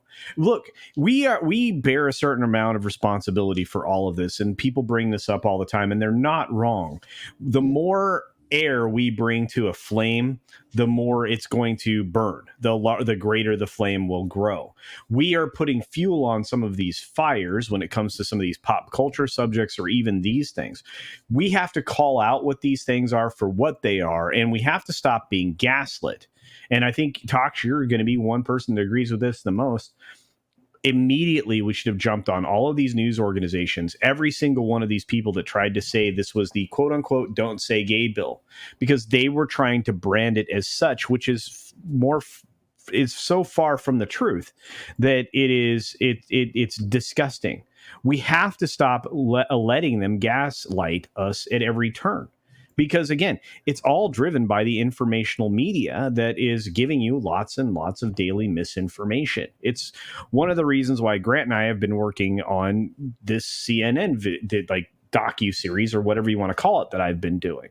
And when that comes out, I'm telling you right now, based on, the stuff that I've gathered and all the things that this dude's going to have to edit, we're going to talk about the spiral that CNN pursued all the way down to the ground. In fact, one of their early, if not one of their original anchors for CNN recently came out. You can find the story on Fox, but it was actually on CNN itself. Stelter just interviewed one of these anchor candidates, one of these anchors that were there originally, and he essentially said, "I yell at CNN now. I used to be on CNN. I used to talk about this, but it needs to return back to basic news." He's telling Stelter that on his own freaking show. Reliable bullshit. Wait, does he not know he's a reliable source? He's basically calling out to his face. exactly what the problems are with the news network. And like I said, this has been a long time coming. Obviously, CNN's just one of the misinformation peddlers out there. But the problem is that, you know, the difference between the truth and a conspiracy is what now? 30 days? Might be less. Who knows? What? Everybody's afraid to tell the truth now, man. Everyone is just afraid to tell the truth, because if you tell the truth, you'll be called racist, you'll be called sexist, you know, you'll be called all of these names, you know, for telling the truth. But these people figured out a long time ago that they wanted our kids, you know, and these things have been in place for a long time, where they've been targeting the minds of our children. We're just now playing catch up with this stuff. You know, when we get to the point where we feel like we can't actually tell the truth.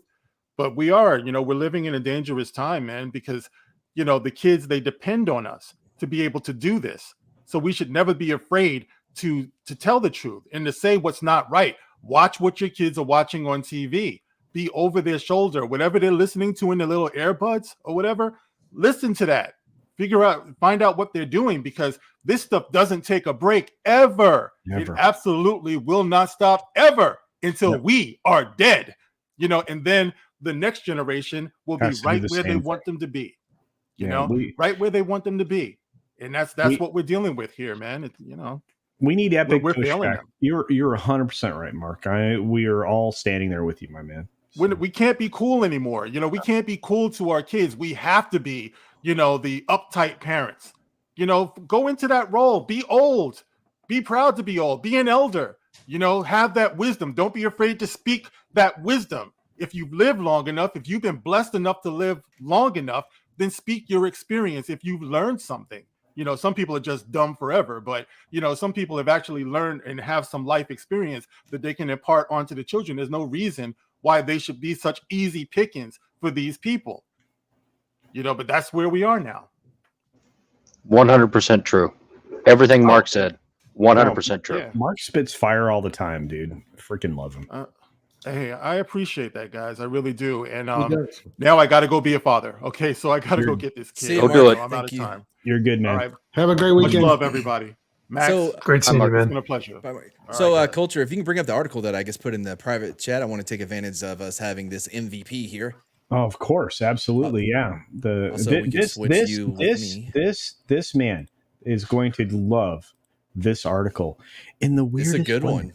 In the weirdest way. Wait a minute. I did the wrong thing.com. Hang on a second. Let me fix it. Oh no. Yeah, Lorena, it is a sausage party the way we like it. We tried to get her in here. But you don't want somebody send her the link, because she's gosh. She's smoking it's a hot. Night. Fine. She's smart. But bring up the article though. You know what? 2 seconds, bro. 2 seconds. It's been 2 seconds. Okay, Don't you start this bit with me. I'll start it right back up. Yeah, so Max, you were saying? I'm disappointed in. We're getting to him. I'm disappointed in the article right now. Here we go. There, it's in the thing. It's in the back. All right. Well, wait. Right, here we go. Embiggen. This is for my good friend Maxville Bon Priestley. Here we go. Love how you just took credit for it. The Nintendo generation. The Nintendo generation have weak skeletons, says U.S. Army weirdo. What is this? Oh, by the way, this is from the Mary Sue. Yeah, I was going to say, what is this article from? This is the story. See, okay, so you don't know this, Max, but because nobody watches Mad's channel.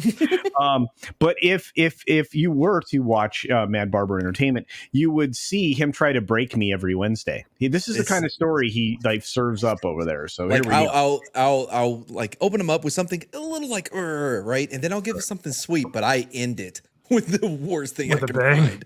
MVP. You got to remember, MVP, that Mad's favorite movie is Hurt Locker, so you got to put it in context. Oh my god! Hold on. I thought it was Jeremy had two dads. Hold on.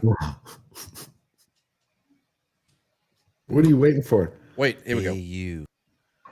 Oh wow. Dead air, always great for a live stream. Well, if you would shut up. Oh wow, a Hurt Locker joke. Haven't heard one of those before.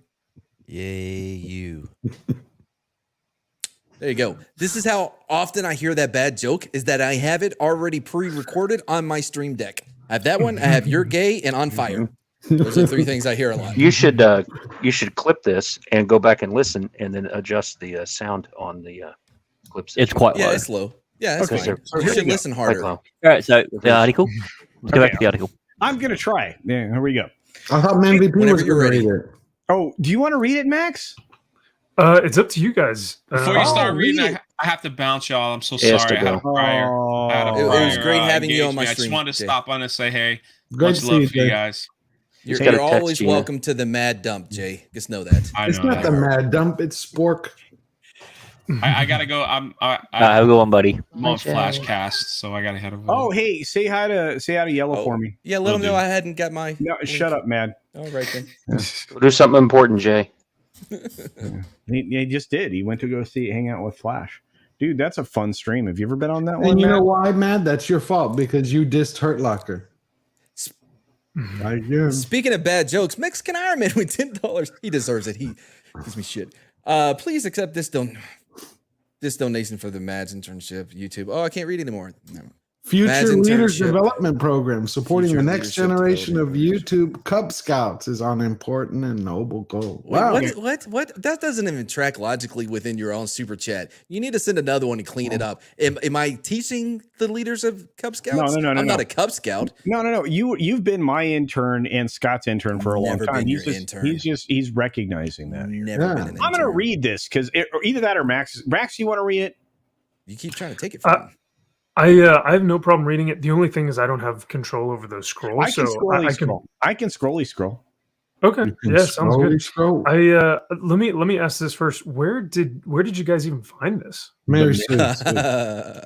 Is that like a constant? Do they put out articles pretty consistently? love They're a Mary fairly Sue. non-biased publication. Yes, they're fairly What are you talking about? non-biased. They're biased. They're the people who called like No, Ray George. Star I read an Wars. article from the Mary Sue that said they are not a biased thing. So Yeah. They proved it with articles they linked to Mary Sue. yeah, even That is Salon.com wild. backed them up. And so if the big guns are going up, Kotaku, right there in the corner. Let's and Kikaku. yeah. Anything linked to Kotaku, you know they're rocking the box. But go ahead, Max. It's up to you, bro. Yeah. You gotta Okay, it's 2022 and the military still doesn't understand video games. Yeah, that's what this meant. I was about to say I still don't even know the topic of the article. Earlier today, a press release dropped on a Pentagon News Service's website titled "Why Today's Gen Z is at Risk for Boot Camp Injuries." It is very funny. Did I read that? Yeah. Okay. Yeah. You can read it here if you like. Thanks, Vice. But the gist is that a single dude from the U.S. Army, a single dude from the U.S. Army. Yeah, just her writing is impeccable. A clinical coordinator and chief of the medical readiness service line at Fort Leonard Wood in Missouri has some concerns about the physical readiness of new recruits aged 18 to 25. But the whole department, a single dude. Yeah, right. Well, I mean, is it a single dude or a dude that's not in a relationship? I mean, not only that. I mean, is he interested in a guy, a girl? I mean, this is the kind of stuff that you would expect from the Mary Sue. They should know this stuff. Like, what's the pronouns of the single dude? Yeah, maybe he's into Nintendo. We need those hard hitting facts. We do. Can we get them? The Mary Sue. The Nintendo generation. Soldier skeleton is not toughened by activity prior to arrival. Some of them break more easily, says Major John Mark Thibodeau. Thibodeau? Yeah, he's Nolans. Okay. A man able to both talk down a generation of kids coming off 2 years of pandemic lockdowns, isolation, while also simultaneously confusing them with the actual Nintendo generation people who are now into their 40s. Well, Can we clear this up? Yeah, this is really funny because guess what? Kids coming off 2 years of pandemic lockdowns, isolation. What the fuck does that matter? Everybody was on that. Well, Max can back me up on this. Whenever there's going to be research done on anything in the military, it's not a 2-year process. It is a process that takes forever to get done. Yeah. So all the numbers and stuff come way before the pandemic. And this is actually a story from 2001. They've only just released it. Yeah, right. he, of course, doesn't mean their entire skeletons break. That would be crazy. Did she really have to say that? Instead, he is referring simply to certain parts of their skeletons, like fractures from falls and stress fractures, with most injuries coming about through overuse and affecting the lower extremities. The press release itself is equally condescending, saying stuff like, today's recruits are coming from a far more sedentary lifestyle compared to previous generations, making their skeletons more prone to injuries because they're not used to the kind of intense activity they will face at basic training. So condescending, right? Oh my gosh, how would he say that? Like, how can you say, like, the generation before us, you know, those, I don't know, if the Vietnam War would be the generation before us, maybe 2 generations? No, like, it's the Gulf War. Yeah, the first. Yeah. First Gulf War. Like, oh, those kids out in the woods looking for their porn, building up their bones in a log. Porn in a log. That's how they got the lower body right. injuries. Yeah, but running into the woods trying to find the magazine in the log. So I'm wondering. So is the article is the writer discussing this with this army? What would he do? No, absolutely. No, she's just giving her opinion. Yeah, she pulled it out of the Vice article, which I will also grab because, as Jane correctly identified, we're here to laugh at the Mary Sue right now, but we're happy to cover the original article. Well, we have the press release in this article as well up above that we can look at after this. Yeah. Gotcha. Okay, so yeah, she's just pulling stuff from that article and giving her own thoughts and opinions. Interesting. I don't think the original article talked about a dude. Yeah, I don't think we referred to Major Thibodeau as that dude. Yeah, a single dude. Well, a single dude. Third class dude. Right? Yeah. I said this was funny up top because this man sure does care a lot about the skeletons still inside living people, which is weird. How is that weird? It's First not of all, weird. His specialty may be in the health of soldiers, specifically those that are being recruited to come to. It makes perfect sense because they're all spineless. They don't care about bones. If you're in combat arms, though, you have to. Okay, I don't even get into it. Okay, you gotta have combat bones. Everyone knows this. The combat bones connected to the combat arm. Weird. He cares about their bones and their body, and they're not even dead. It's important because your MOS is going to determine if that's key or not. Anyway, it's going to be key, top to bottom, at least at the start. But no, because you have a lot of desk jockeys that fucking went to college and don't ever fucking see them. They have that 9 weeks where like people pretend to be mad at them. That's true. Anyway, yeah. I'm still like kind of stewing on that first sentence. I'm just like, it's so odd, you know. It's just like makes no sense on any level, and she says it with such like I got him with this one, caring about bones. She says it very matter of factly, like, you know. Oh, there's a pimp in the chat. What's up, Damaj? Sorry, didn't mean to interrupt. Like you can see the smirk in her sentence, like in her in the structure of the sentence. You can see this is even a veiled sneer that she wrote this with. Yeah, this is a snarkiness of like Captain Marvel level. Exactly. This is she loved Captain Marvel, I assure you. Anyway. I'm sure. This is a tale as old as time. It's hilarious to me that militaries and governments continue to be surprised by the poor standard of recruits when they, better than anyone else, should be able to gauge the health of the wider society in which they're a part of. That was the point of the entire fucking thing that he wrote, bro. Yeah, that's why I'm like. That's what he did. That's the whole point of. In order to gauge the health of a wider society, you have to know about their skeletal system. And she's wondering why he's so obsessed with their physical. Yeah, how do they not do this? What, they don't do studies and stuff? Anyway, so in this study, this single dude. In particular, those who were the most likely to be appealing to with recruitment pitches. Sorry, that was weird. Did I have a stroke or did she? Mary Sue, they write very poorly. Don't sweat it. Don't sweat it. Multiple sentences in their paragraph. Oh, that's true. Yeah, it wasn't. Yeah, that's very true. This is a time when I'm not flipping out because at least they use like punctuation occasionally. I've already read this. I'm still kind of freaking out because it's so dumb. There are records of militaries complaining about the shitty qualities of recruits from as far back as we've got military records, whether it's medieval levies drawn from malnourished peasants to the dire physical health of First World War draftees who had grown up in the industrial ghettos, this is not a new issue nor a new complaint. Blaming these recruits' physical weakness on superficial entertainment pastimes rather than the wider socioeconomic. Anytime I hear socioeconomic systems, you know it's legit. Yeah. You know, this person knows nothing about socioeconomics. So it's just 100%. Systems that have led to this point in the first place is called doing your job very badly. Okay, I would, but already we're just like, let's have her do this job. You know. Well, we're gonna read the actual release from the military, right? I guarantee you that they don't just blame their physical weakness on the Nintendos. This is when I wish we had Jane, Lorena, somebody here from the feminine gland to just bleh. Why would you want to have two veterans here to talk about this veteran thing? No. But this is a chick writing the story, dude. You don't know that. Oh, I guarantee this sounds like a chick. Like I'll put 5 on it. I bet it's a guy. Right? You want to bet? Non-binary still counts for me. Okay. Yeah, because if woman sees woman, fine. If man sees woman, no, I can't remember the whole thing.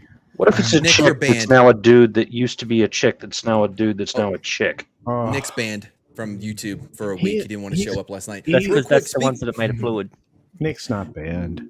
Speaking of Nick being banned, Toxic Man Flute for $5 says Matt has a degree for the misogynist air dump broadcasting for dummies who read Gooder School or Madberg is pronounced Mad Bad Wrongs. Yeah, I saw Zoolander. I'm so happy right now. Mad Bad Wrongs. Mad Bad Wrongs. God damn. I blame Tom for all of this. Did you find the artist? So who wrote the article? The writer? The art. Oh, you want to? This is all the guests. You should read the comments more. Good Lord, George. There's 199 replies here. I know. Those are usually crazy. All right, George. I'm going to turn. I can't turn you down. Can somebody turn him down? He's. Oh, you want me to turn George down? Nick, you're banned. You and your brother both. I don't think I can turn him down. No, I did. It's all right. Why would you turn me down? Because I think you were eating the microphone. Well, because like you probably have it on automatically adjust, which means like if you don't talk for a little bit, then you come back on. Okay. Gotcha. Is it better now? Yeah. Okay. See? Yeah. Is it better now? Yeah, you sound great. Okay, so here's the thing. D Steele here. Read this. Read this. It's almost as if war is somehow less relevant to society. Weird.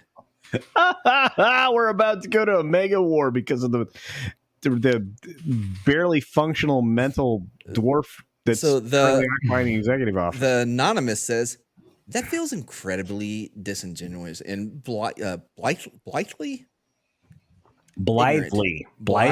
That's it. Blithely. Ignorant or dismissive of the places that still routinely experience warfare, armed conflict.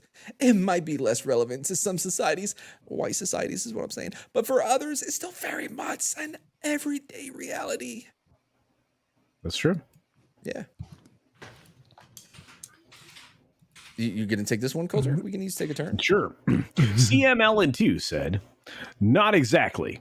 War at its extremes hasn't changed. It's still tanks, bombs, aircraft, and people dying. But limited warfare has, and that's what's most of what happens between major powers these days. If anything, the U.S.'s war in Iraq and Afghanistan are flukes of the changing face of war. Most nations are too interconnected and interdependent to exchange in all-out warfare, so they are forced to play a different kind of game. It's why all these state-operated hacking groups run amok in the infrastructure and industry of not ally nations all over the world, and no bombs get dropped on them." Hold on, real quick. Boy, you think he looks back 2 weeks later like, oh, geez. You know what, like... Yeah, hey, we just had Uncle Bad Touch go out there and make a speech about how he wants to put a no-fly zone in a particular location. But whatever, bro. Real quick, George got to get going. Thank you for having me, George. George, I miss you. Are you coming tomorrow? What? Well, that's the one at 1. It's 11 a.m. 1 Pacific. Central. Yes, I'm going to be there. Absolutely. All right, brother. All right. Great to see you, MVP. See you, George. Culture, Tom. Good to see you, brother. Tom Miss there. you. Miss Brother you. Tom there. Chat, love you all. Grant Gregory, as always. Great seeing you, George. Great seeing you too. Bye. We'll talk Anyway, soon. so let's get back to who wrote this because I still want to win my bet, and I want to see the actual press release because I doubt it says anything close to what this lady or this guy. Oh, his name's Boom! Luke. Boom! Oh, did I call it? Wait a minute. Nope. Click on it because it'll have a profile. Oh, god dang it. Doesn't count, bro. Luke's a male name, unlike Riley. I don't see anything. Yeah, Riley's a girl's name. Everyone knows that. Yeah, everybody. Speaking of which, rewriting Ripley was super fun. All right. So here's the original article, which was written by a chick. All right. I'm going to whoop that out right now. Ba-bam. Ba-bam. There it is. Ooh. Looks more military. Cheap. Basic. Yeah. Why today's Gen Z is at risk for boot camp injuries. At least you give credit. Is that to what the they thing. wear now? Do they wear those shirts now? This might be a weird observation, but I've noticed that. Is that Navy? Oh, yeah. That all the white guys are on the furthest away from the camera. Do they segregate the runners based on their skin color? I think they're just maybe the slowest. Oh my! Oh yeah, makes sense. It's a genetics thing. Okay, that makes sense. I'm not sure.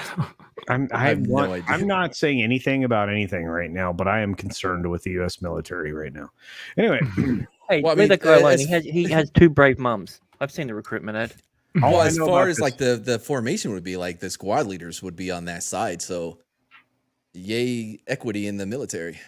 The next plan here is that this story is by a chick, Claudia Sanchez Unlike the last one. Bustamante. You know what? By the way, how come you only subscribed for 1 month? You were supposed to be subscribed forever on my channel. Oh, did it? You're such a dick. Dude, what's crazy though? I'm still subscribed to Peacock. I don't watch that shit. Jane says I run slow. There goes my black. God, I love Jane so much. I miss her. Wait, if she's a really good swimmer, then we've got to have a talk. You know what? Leah Thomas is a good swimmer. I'm telling you, dudes are better than chicks, even at being women. 100%, bro. Oh, yeah. Look at all the... I thought you were talking about the chick from Back to the Future.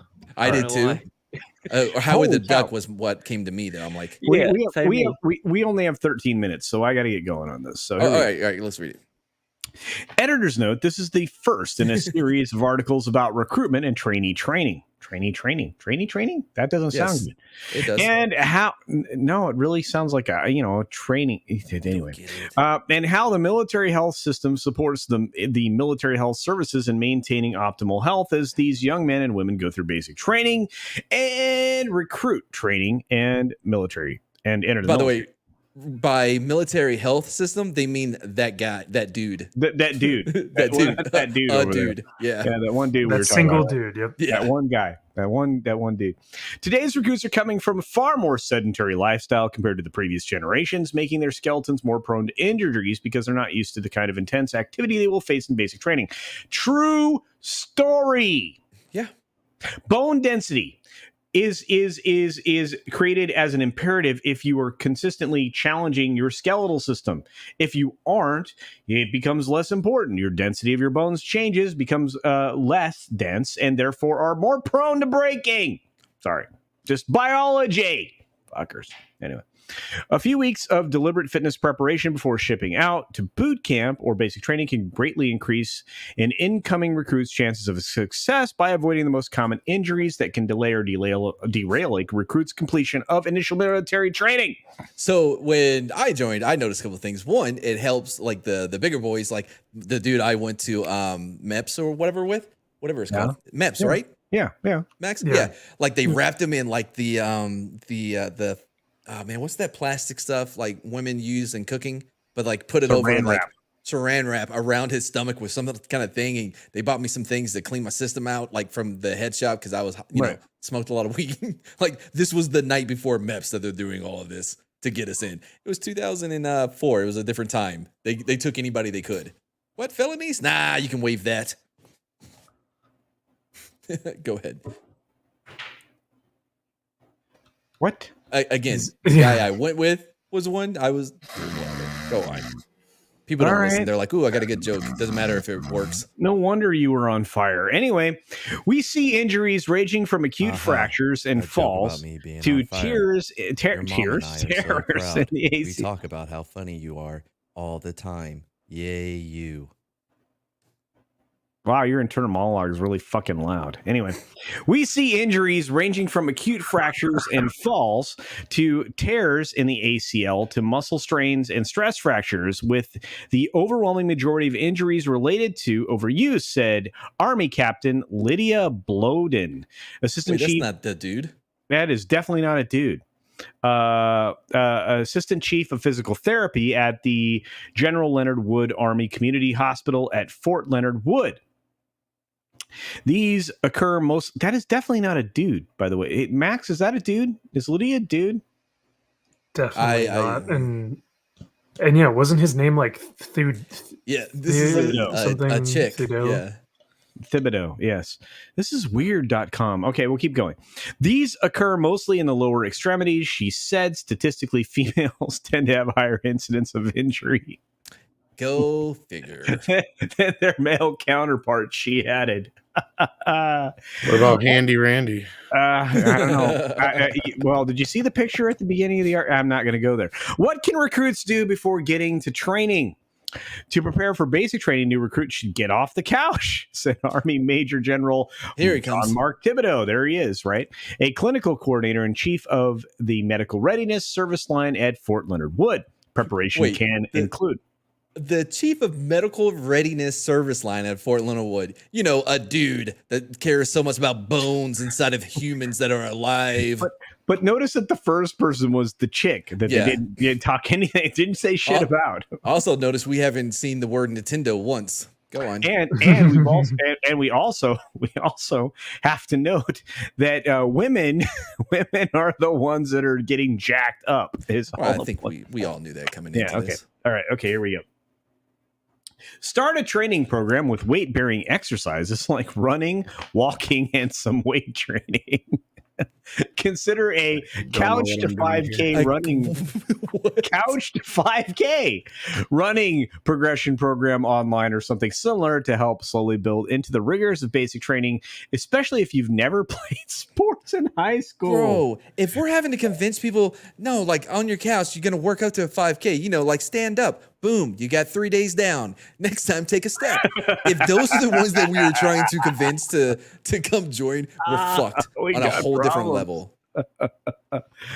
Anyway, here we go. 5K. Especially if you've never played sports in high school, or if you're older or haven't been super active for a few years, since this makes you significantly more likely to sustain an injury at training. Talk to your recruiter about any train-up opportunities. Make sure you get in that sunshine and drink some milk regularly. Bloated. This is just being a human. Like, this is just what you are supposed to do as a human, is just walk, drink milk, be in the sun. Like, these are just how you live. I'm so glad I've only got 25 years left on this earth. Also, vegetables. Vegetables. Have you tried them? Yeah, just wondering. Anyway, crack. Not as good for your bones as you may think, bone expert Thibodeau says. Look. This is Blondin. Blondin is the chick, right? Blondin said they commonly see low calcium and vitamin D levels. Some dude who's just actually a chick. Boy, this chick sure is talking a lot in this dude's article. I know. And vitamin D levels, specifically with bone stress injuries. Watching your diet and in general, diet is a huge factor. No kidding, in bone and muscle health, and can significantly affect injury risk and recovery. Do you know what you need to have in order to have a good process? Creatine. Where does creatine Nintendo. You can get it at like your GNC. No, fucking meat, dude. Jesus Christ. Anyway, all right. Oh my God. Fucking joke. Max was laughing. Max was laughing before I even got it out because he knew I was going with it. Well, I was laughing first at Grant Gregory saying Nintendo is where creatine comes from or whatever, and then I knew that Mad was going to go to the nutrition GNC, shop. So. Yeah. Is that still a thing? And then you knew that I was going to lose my shit because just eat some fucking meat. Yes. Anyway, sorry. Okay, there we go. All right. Sure. We all knew that one. Are you done? Yeah, man. Waiting on you, bro. For more information, Don't interrupt me. I'm done. Bye. For more people, sorry, I'm not even really reading it. For more information this happens every time. Don't worry, Max. For more information, this is basically what I do to him every Wednesday. For more information, to prepare for basic, okay, hold on. All right. Well, I can't scroll up. God dang it. Culture, scroll up. See for more information, prepare for basic training. Check this blog from the Human Sources by CHAMP. Skipping that. Consortium of Health and Military Performance, the United Services University of Health and Science in Bethesda, Maryland. This article has been modified from its original version. It has been formatted to fit your screen. Can you scroll up and see if we can find Nintendo in here? There is no Nintendo. Tom's voice makes me hard. So yeah, and no. So wow, dude, the Mary Sue. You would oh man. I wouldn't have thought something as virtuous and honest as the Mary Sue, which was backed up by Salon.com, would be lying to us about something. Man, Kotaku, whatever they maybe I'm not as really much of a white supremacist as I thought. Because I didn't like Nintendo. It's for breakfast. Oh my god, look at all that soy. Oh yeah, it's the Navy. There's a lot of soy. That's not the Navy. Yeah, it says it right there on their shirt, bro. Oh, you're right. It is the Navy. God their dang shorts. Wow, there's now, Mad, your Army's PT uniforms are actually pretty cool. It's just black on black, right? Well, it was gray. Actually, when I got in 2004, I actually still had at least in OSID, I still had the gray like sweats like you see in the Army now with Pauly Shore, which is a very accurate movie when it comes to basic training. But like we still had those, and then we went to the neon like kind of like jumpsuit looking one, like the blue teal. Yeah, but it was a gray t-shirt with black shorts. Okay. All right. Yeah, the Marine Corps one is by far the worst. I think we have the worst PT uniform. It's just that olive drab green on green.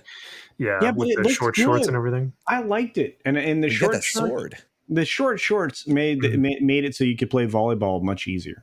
No, but it never felt the same because you weren't in denim. No. It's just the problem is if you ended up accidentally hanging brain out of those shorts, like, you know. Oh man, I can't tell you how many times you see that happening. Like you're just hanging out in the back of the Bradley, and they're like, "Hey, we need to come up here, mad," because that's what they called me. And I would go up, and there'd just be a ball hanging out of someone's. Mm-hmm. Did we hit 100 likes? Not yet. So why? Nah, well, mostly. I said that I was going to keep going until we hit 100 likes. Are we really going to go? I will. Okay, all right. Well, then we'll. I still want some time to talk to Max about like military stuff because we didn't get to talk about the 2 mom commercial that failed. Oh wait, to get the numbers. Somebody fixed it, so you ladies can be next to each other. I'm gonna go get a drink. I'll be right back. All right, make it stiff. Anyway, he's better after a couple. But yeah, dude, that commercial failed, dude. Like the numbers are so down across the board. And they're like, we don't know why. Like, why wouldn't these specific people that we were trying to recruit? Why wouldn't they, join? Apparently, the Russian numbers are up. Not if it has anything to do with their ad. Yeah, I was about to say because I remember seeing the first time I had seen that ad was actually in succession with the Russian, like you could call it propaganda almost at points, but it's like I mean from the moment that commercial starts, the Russian one, it's meant for like killers, I mean? Like it's meant for people who want to go join an organization to go fight wars to do cool and. Yeah, like they're jumping out of helicopters and sniping people in the snow. Like they're doing some pretty incredible things. When you went to Maps, did they show you a video for your MOS? No, so they for the officer program they don't talk about your job until you get through until you get clear. Get clear. Yeah. So how long was your OCS? I'm just curious. It was 3 months for the OCS, which is like the equivalency to the boot camp. Right. And then we go through 6 months of a platoon commander's course. And that's where you are designated your military occupational specialty or MOS. MOS, yeah. So with yeah. Oh no, I was just gonna say real quick. Like when I went to MEPS or whatever, I had no idea what I wanted to do. I literally like wanted the free T-shirt because I was smoking weed, watching judges Joe Mathis. I was like, dude, I want a free T-shirt. Anyway, I think I've told you this, but when I was at MEPS, they were like, they had this whole list of jobs. Would have been longer, but when I was taking the ASVAB or whatever, it was really cold and my nipples got so hard they hurt. So I would rush through. I'm being very honest tonight. I would rush through so I could go and rub my nipples in the bathroom. So, but still had a high enough score, like a list. And I was like, what's this Cavalry Scout? He's like, I got a video for you, right? He shows this video and there's like dune buggies and like dirt bikes. And then the shot that got me, right, there was just a tree line. And I'm like, oh, what's going to happen? She's like, ooh, just wait. And then they pop out the tree line like this. I'm like, goddamn, sign me up for that shit. Do you know how many dune buggies? Hold on, Culture. Do you know how many dune buggies I was in? 7. Do you know how many dirt bikes I was on? 6. Oh. Do you know how many times I popped out of the wood line? It was once. It was at Fort Hood. Everybody looked at me like, what are you doing? I saw it in the video. I'm doing it once before I'm out this motherfucker. I never got my T-shirt. But how many penises did you find without bodies? That's the question. So here's the things. Have you heard this story? Max, have you heard the story of the cock in the grass? Gonna keep everybody here to tell the cock in the grass story. You've heard it. No, did we talk about it? Max has not heard the story. You don't know. Max and I talk offline. I don't believe even when we were hanging out with Brightest Day. I don't think I heard this one. No, we will save the cock in the grass story for next time. You have to come back to the Mad Dump. Well, no, actually, Max has to show up on a Sunday culture review, and then or a speakeasy. Yeah, that would be great. Or a speakeasy too. Yeah. And Max, random. Max is very look in person. Max is as beautiful as you see him here now. Well, thank you, and you guys can whore me out. I would love to be on anyone's show, and you guys are always welcome onto my my channel as well. I'm still getting used to the live streaming environment and like doing different shows and stuff like that. So I joined for the shirt and copper.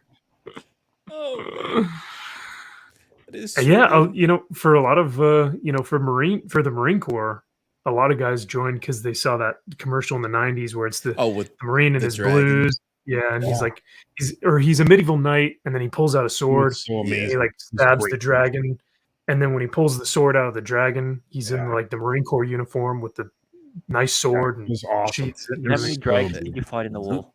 We had Pauly Shore. We had Pauly Shore and Andy Dick. Okay. In the army now, people manliest recruiters ever. We had Vincent D'Onofrio. D'Onofrio, yeah. Oh, yeah. So who's absolutely insane, but Oh yeah, but he's a freaking great actor. By the way, if you haven't seen In the Army Now, go back. It is so accurate with the basic training. It literally looks like they're just in a cycle and they're just filming as this cycle goes on. So you continue to talk. You don't tell the cock in the grass story. You continue. We're done. All right, everybody. That's it for culture. And the rest of us here at Mad's Dump. I'm glad that you could drop by. Tom was here. Toxic Man Flew. I read his super chat. I didn't forget. Say nice things about Tom, please, or I'm going to get mad at you. Tom knows I say nice things about him. You're never going to get on another mead. It doesn't count if you're trying to make me say nice things about him. I'll say this.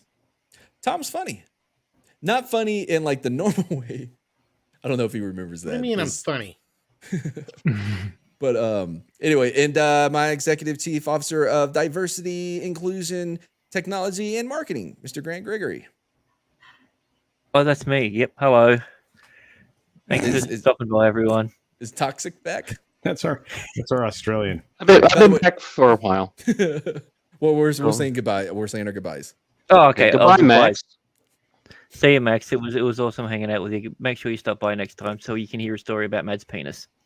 Well, not penis. I can't wait. Yeah. I don't want to miss that story then. It's not actually I'm sure it's super long. So no, I was about to say. Yeah. Well, it's not actually his penis. So it's a lot shorter if I don't have culture here trying to no, what about the tree? Somebody was in a tree. Like that's not part of the story. Culture? Anyway, he makes up his own stuff. I told the story the best story. Horribly. Ever. No. So good. Everybody loved the way I told the story. No. I do promise that next time we do a mad dump, we're gonna cut down these numbers. That's way too many people. We're going to keep it to like 2, max of me, maybe 3 Grant so he can run things. Scott, if he's around. Anyway, in Tom. It's a show. Huh? Yeah, that's why I included him. Okay, but me. So good night, everybody. Is there an outro that we do with Scott? I can't remember. Yeah, I have it. I gotta play it. Hang on. Cool, man. It better be good. That's not it. That's gross. Oh. You're ruining bro night. Wait, is this it? This. All right, Toxic Man Flu says Gary has an awesome has story nothing of to open do with success. me. I never would have made it through the last 2 years without Gary, Comics Division, Culture Casino, and many others in the Fellowship. Thank you all. Right on. Oh, I heard a couple names. Dean, I see you in the chat being Stop mean. using the word community. The Fellowship. Stop that commie language. Yeah. The Fellowship of the Ring. Yes. I wonder if Tim Pool told him about that time he was in Ferguson and had to hit the deck. With all of his comrades. Comrades. Isn't there music? Fucking my wife's mouth. I'm going to, okay? Oh boy, at least this is I like the have most not seen awkward that. outro I've ever been a part of. I can't find the correct. No, there it is.